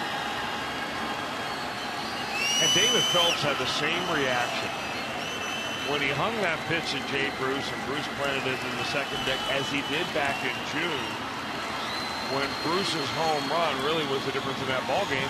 And he just threw his hands up in the air and he covered his head. And he must have been thinking, well, deja vu all over again.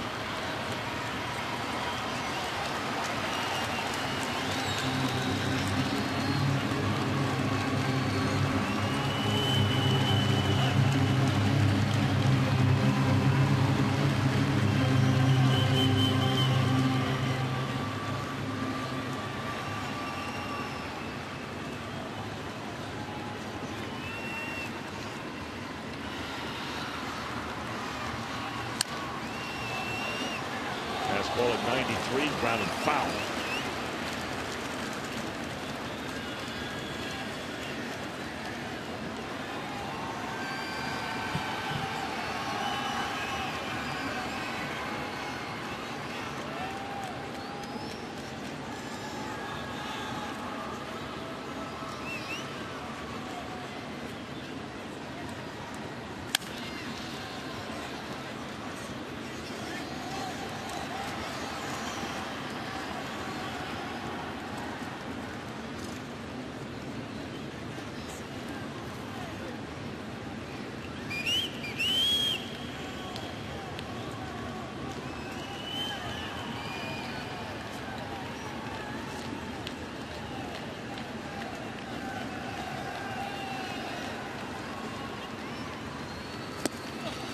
Brandon gone on strikes for the 2nd out of the inning. Let's go back to those reactions you were talking about, Chris, by David Phelps on the home runs he gave up. Well, let's go flash back to June when the Reds hosted the Marlins in Cincinnati. Look at the reaction by David Phelps. Oh, no, that was a big shot in that ball game for Jay Bruce. And what happened tonight? Jay Bruce takes him deep again. First pitch he sees, and how about that? Are you kidding me? Not Jay Bruce again.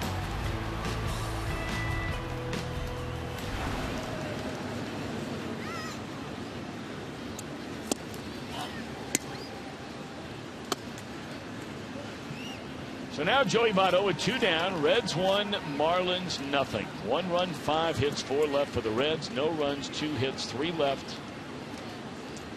for the Miami Marlins. Only 1 time in this game has a team stranded 2 or more runners to end an inning. That was in the Reds' 6th.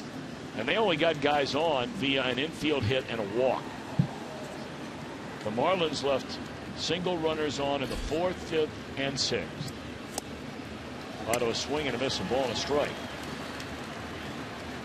But Morris is throwing the ball very well.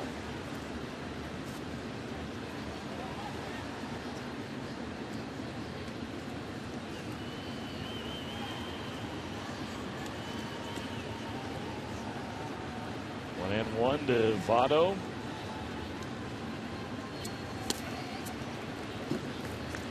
Of course, Votto began this road trip in a terrible slump. It was his worst slump of the year. Did not had an extra base hit in, what, 19 games? Only had 4 runs batted in over the better part of 21 games.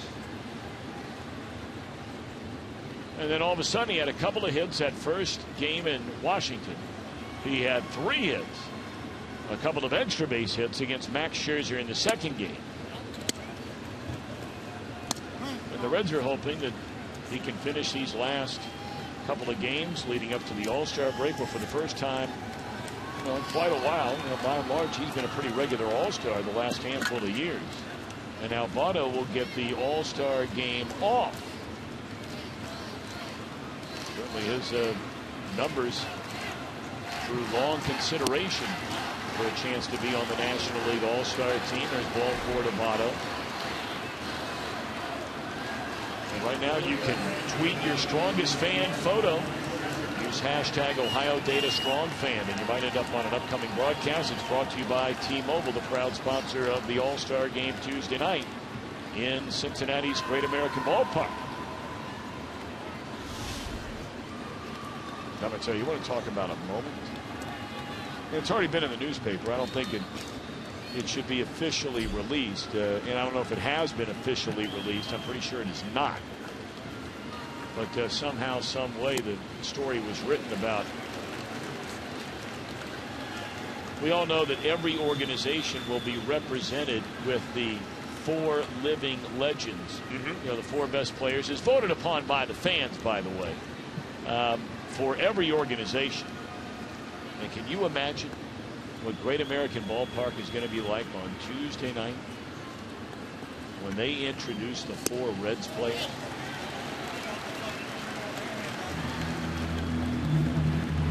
Ooh, that is going to be something. I would bet the ranch that will be the loudest it has ever been in the history of that ballpark.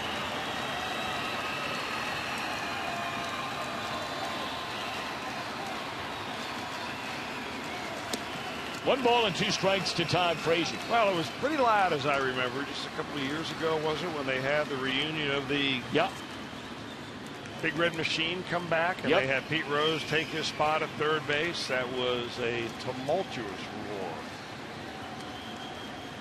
And of course, he will be introduced again.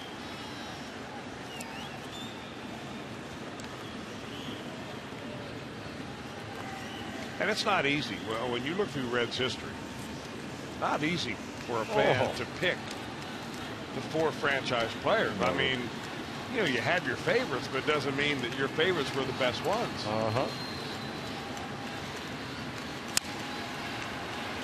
That is a fair ball. Somehow, some way, Dietrich was able to prevent that ball from going down the left field line. That's a nice play. Votto advances on to second, and Todd with a base hit.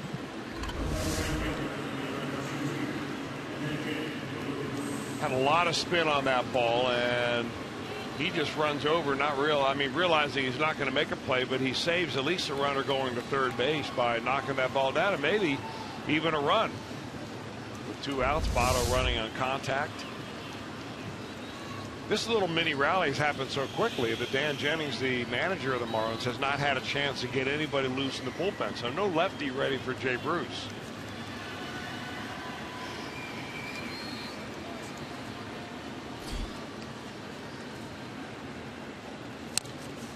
Pulled foul. I mean, as hard as it would be, as difficult for Reds fans to pick Therefore, franchise player. What about the New York Yankees? You took the words right out of my mouth. I was getting ready to say it before that base hit. I mean, where do you even start? I mean, you start where you start. Well, you're right. I mean, we're Babe Ruth, right? Babe Ruth. And of course, when it comes to fan voting, as Bruce fouls it away, Derek Jeter's going to end up there because, a lot of the younger fans know all about Derek Jeter. Mm-hmm. So, but now everything else in between. Oh, man. Mantle, Gehrig. Well, maybe some teams should have more than others. I mean, the Marlins have only been around since 1993. They still had some pretty good ones, though. Yeah, they did. Man, they won a couple of World Series. 0-2 pitch on Jay Bruce. And that is strike 3 called, and that'll end the inning. Marlins bat in the last of the 8th. 1-0. Leak going to work.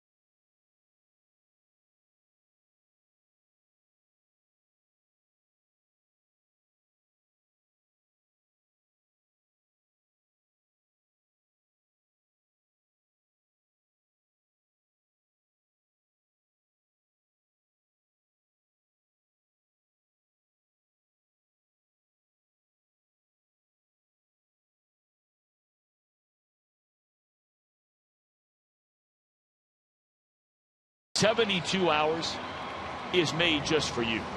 And it starts tonight. We will have nonstop Reds programming from the end of this game all the way till the start of the game tomorrow at 4 o'clock in the afternoon. It begins with an incredible weekend we had already this year, reliving that weekend in April that celebrated the 1990 World Series winning Reds. It was a great weekend, but the Reds and Marlins play tomorrow at 4 o'clock. All night long, all day tomorrow, Fan Fest. It will be nonstop Reds programming. Here's Real Muto, a roller to Phillips. One away, and again, a tip of the cap.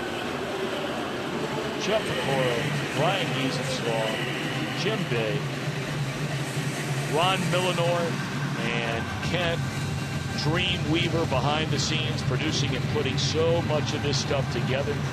Rob Overberg, Andy Pierce, our old buddy Dave Ashbrook, one of the all-time greats, Travis Williams, and of course, the management at Fox Sports Ohio. I mean, they've committed huge money, a lot of time. Tom Farmer, Bob Pennell, Francois McGillicuddy. You're talking about Fox Sports Ohio's franchise 4 out of that group. No doubt about it. That's exactly right. Which, by the way, I've been corrected by Jim Day. The franchise 4 is for living legends only, so it's a lot easier to select the 4 of your favorites who are still around to enjoy the introduction. Well, I'll tell you right now, if you're talking about living legends with the New York Yankees, one name, and I don't know if he's there or not, but our pal Paul O'Neill's got to be in that mix. Big-time fan favorite. Big-time player. Swing and a miss. So Leake has retired the front two here in the bottom of the 8th inning. And a pinch hitter coming up. That's his 9th strikeout. And a lot of them have come on that same spot, same pitch to left-handers. Down and in. It looks like a fastball. It breaks down. There's no way you're going to hit it. And if you do, you're hitting it foul. So Mike Leake now will face the newest Marlin, if you want to call him new. He spent here last year. He had 287 for the Marlins with 76 runs batted in. Casey McGee. He went to the Giants, and he was the guy that was supposed to take over for Pablo Sandoval. And he ended up losing his job to Matt Duffy.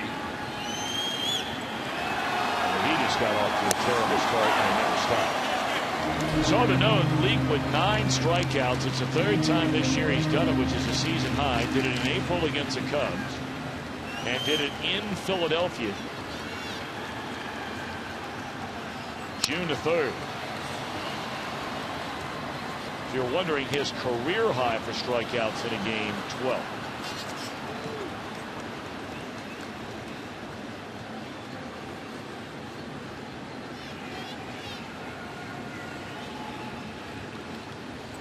Here comes the 0-2. Breaking ball off the outside corner. You know what Leake does in his delivery so well is he keeps the pace of his windup going. You watch his hands, they kind of bounce up and down. They make sure that his windup doesn't get too slow. High drive in a deep left center field, and it's up against the wall. So a homecoming for Casey McGee, a double in his first at bat back with the Marlins.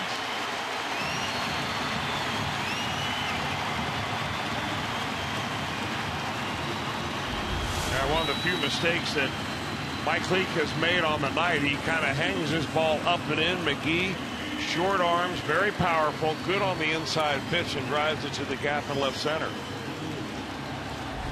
I don't know about you, Chris. I'm very surprised the Reds do not have Manny Parra loosening in their bullpen. They've had J.J. Hoover up. It's not like all of a sudden they just got him up after giving up a double. You've got back-to-back left-handed batters coming up right now in Gordon and Yelich, unless there's something going on with Parra that we're unaware of. Yeah. Well, it looks like they're going to call timeout. The Marlins are, while they ready a pinch runner for Casey McGee at second base. You know, interesting, the Marlins have 3 hits on the night, and 2 of those hits have come out of off the bench with pinch hitters. Ichiro had one, and there goes McGee with the other. That is interesting. Gillespie to run. He started the game in right field last night. So that's a tying run in this 1-0 ball game in the bottom of the 8th inning. 2 are out. Leake facing the man who leads the league in hits. That's D. Gordon. Leake has struck him out twice swinging, and Gordon put down a sacrifice bunt, advancing Ichiro after a leadoff single in the 6th. Yeah, got ahead of him in each of those strikeout at bats, and then finished them off with pitches inside.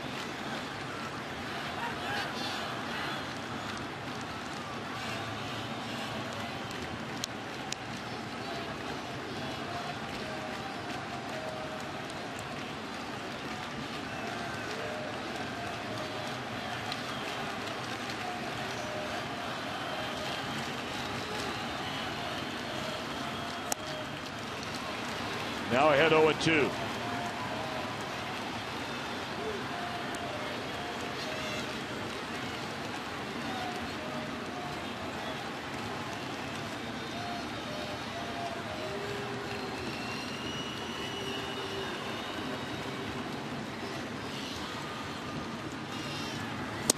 Oh boy, that's strike 3. That is abuse and added back. Man.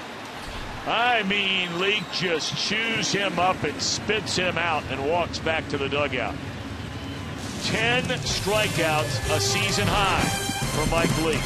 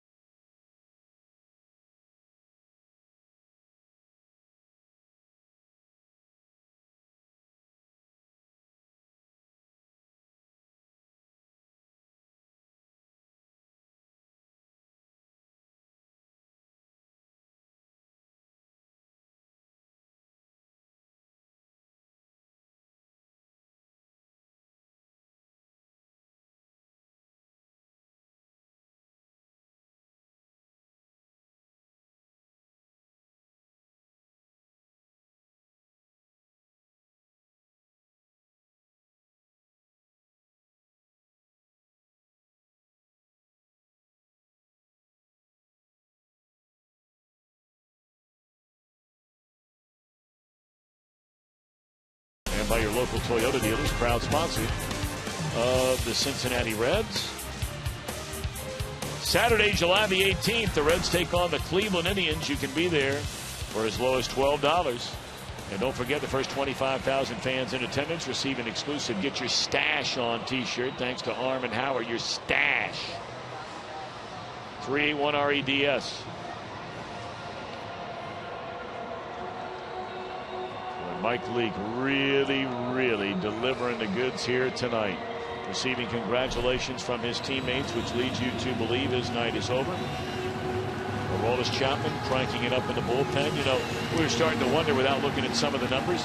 D. Gordon is hitting almost .360 against left-handed pitching this year.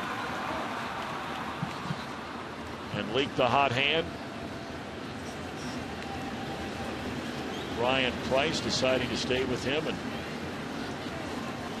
well, what a job he did. Meanwhile, Dan Jennings goes into his bullpen, and that ball is kicked into short left field.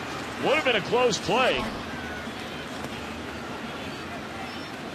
This could determine whether the hitting streak stays alive for Marlon Byrd. The scoring decision on that ground ball in the hole at short. That's got to be a base hit there. I mean, he went 3 or 4 steps to his right. Had to backhand the ball. It would have been a very close play. Yep. I don't think there's any doubt about it. Missed the glove and got the foot.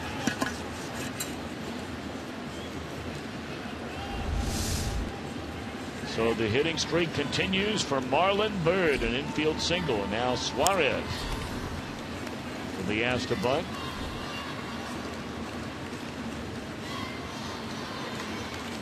Suarez has proven when asked to bunt that he is a very good handler of the bat. They've used him, in fact, twice on squeeze plays. A safety squeeze and a suicide squeeze, and both times he got the ball on the ground. And that's perfectly done.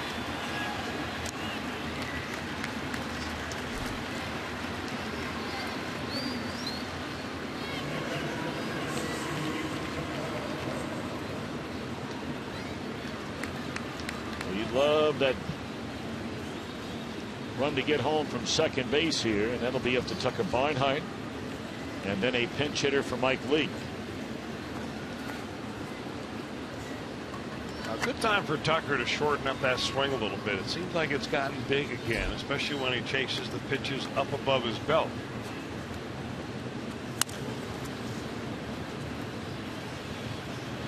Doesn't get much easier than that. 2 away in the inning.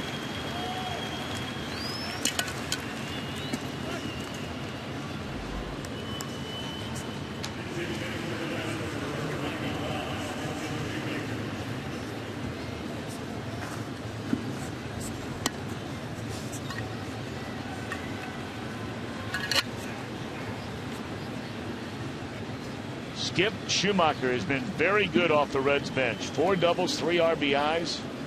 And a .294 batter is a pinch hitter. And what an incredible game tonight for Leake. I mean, that's as good. And look, has he had probably better games statistically? Yeah, we know Leake's had complete games. That's as good as you're going to ever see Mike Leake. Sure. Tonight. I mean, how much better can you pitch overall? Right. 8 innings, 3 hits, no runs. He walked 1 batter and strikes out 10. Echeverria this time will make the play. So here we go. Bottom of the 9th, and here comes a Cuban missile. Trying to close it out. 1-0 Reds.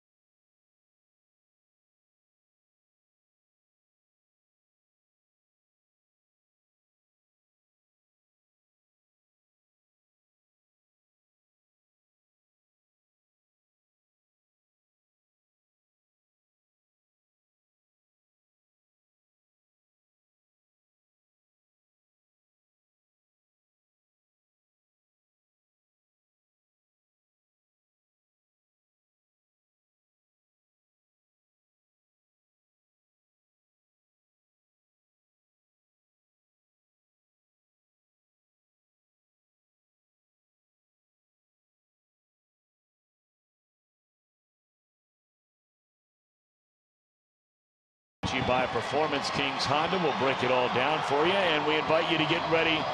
Continuous Reds programming throughout the night, all day tomorrow from Fan Fest with Jeff and Brian and Jim. And then it is Reds Alive at 3:30 tomorrow afternoon. It's presented by Ray St. Clair Roofing. We thought we were going to see Matt Latos tomorrow night. He will not pitch in the game. Apparently fouled a ball off his foot and is unable to go. And for the Reds, they announced that Raisel Iglesias will get the start tomorrow. But first things first. Here is Aroldis Chapman.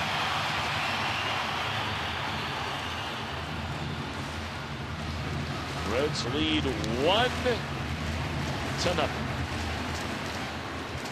Chapman looking for his 18th save in 19 tries. Of course, Aroldis is an off-season resident of Miami, and he is now pitching in his 13th game career against the Marlins. He's had 3 save opportunities. He's converted all of them,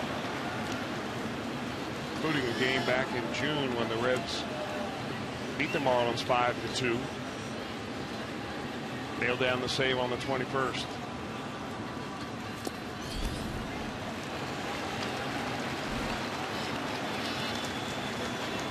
You know, the Reds only come to Miami for 1 series a year. And for a lot of folks, this might be their very first game, or certainly the first time seeing Chapman. And as soon as he throws a pitch in triple digits regularly show up, you can hear the oohs and ahs right from the start.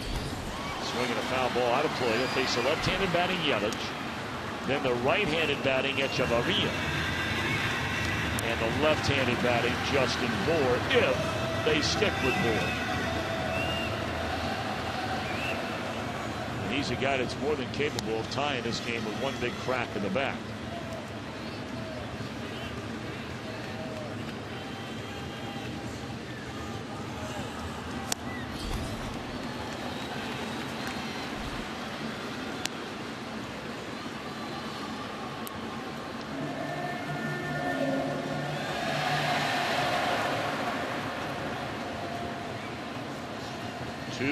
Two to Christian Yelich, and he's gone swinging at 100 miles per hour to start the 9th inning.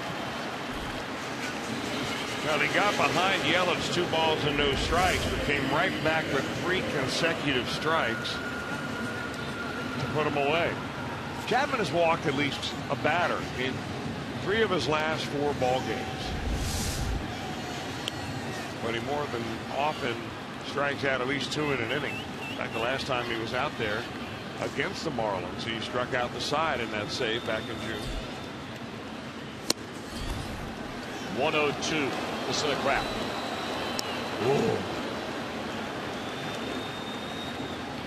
The only guy who you see they take pictures of the scoreboard. Oh my gosh. Can you believe that? A base hit. That was 103 miles per hour, and he was able to muscle this thing over the head of Brandon Phillips.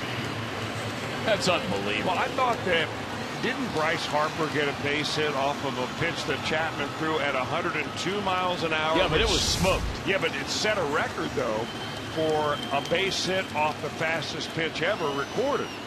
So now Echevarria has that distinction. Wow. Yeah, that one was 102, right? Yeah. The one by Harper. If you're keeping track of such a thing. And well, that's cool. That's a good note. Your dad back in Sarasota probably jot that down right now. Oh, you can mark it down. Probably DVR in this game tonight. In case he got a little tired, wants to catch the end tomorrow. Although I bet he's sticking with us. Him and Amanda are pretty hardcore when it comes to Reds baseball. Might watch it twice.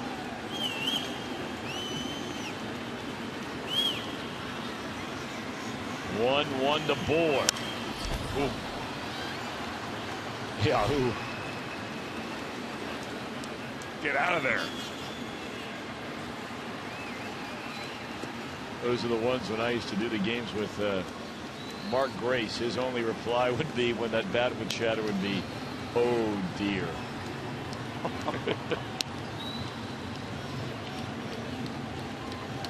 I don't think batters like those, do they?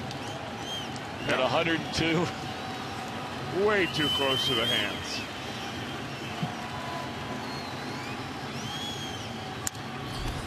Yeah, I always wondered, here's a guy like Justin Bour, big, strong, left-handed hitter, probably has never choked up in his entire life.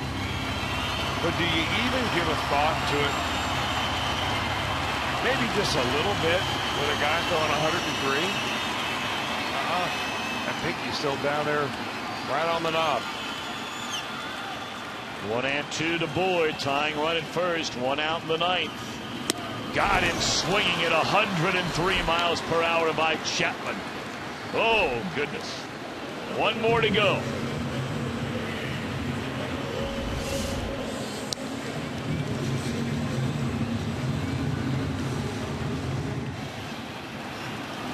I don't know how many scouts are here tonight, perhaps hoping to watch Chapman, but those that are probably drowning in their own saliva right now.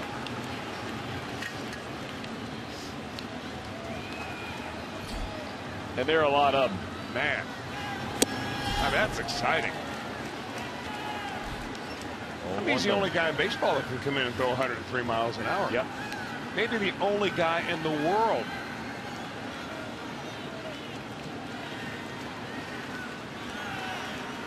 He has been blessed with just incredible talent. There's no other way to describe it.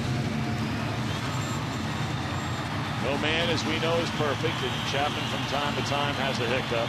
Only 1 blown save this year, only 1 over the last calendar year. And he's trying to close this one out for Mike Leake, who went 8 shutout innings. Tying run at first, 2-0 to Morse. Well, you knew he was going to let her rip there. Just hoping to run into one.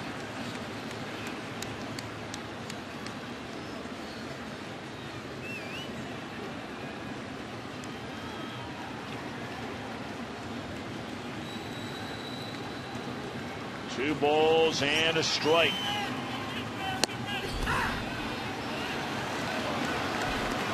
Not sure Morris agreed with that, although not a lot to say about it. He probably didn't get any better look at that one as he did the previous one. I mean, how good a look do you get at a pitch that comes in around 100 miles an hour? Chance to put it away, which he does at 103 miles per hour. That is the hardest we've seen Chapman throw all year long. Probably had 7, 8, 9 pitches in the inning at 102 or better. He didn't waste any with any off-speed pitches or mess around. I mean, it was just good old country hardball, and makes Mike Leake the winner of this 1-0 ball game. So the Reds are 3-1 now on this road trip. Chapman picks up save number 18. The tough luck loser in this one, despite just giving up 1 run in 6 innings, is Phelps. And the Reds come away victorious in game 2. 2 more to go in this series. Non-stop program.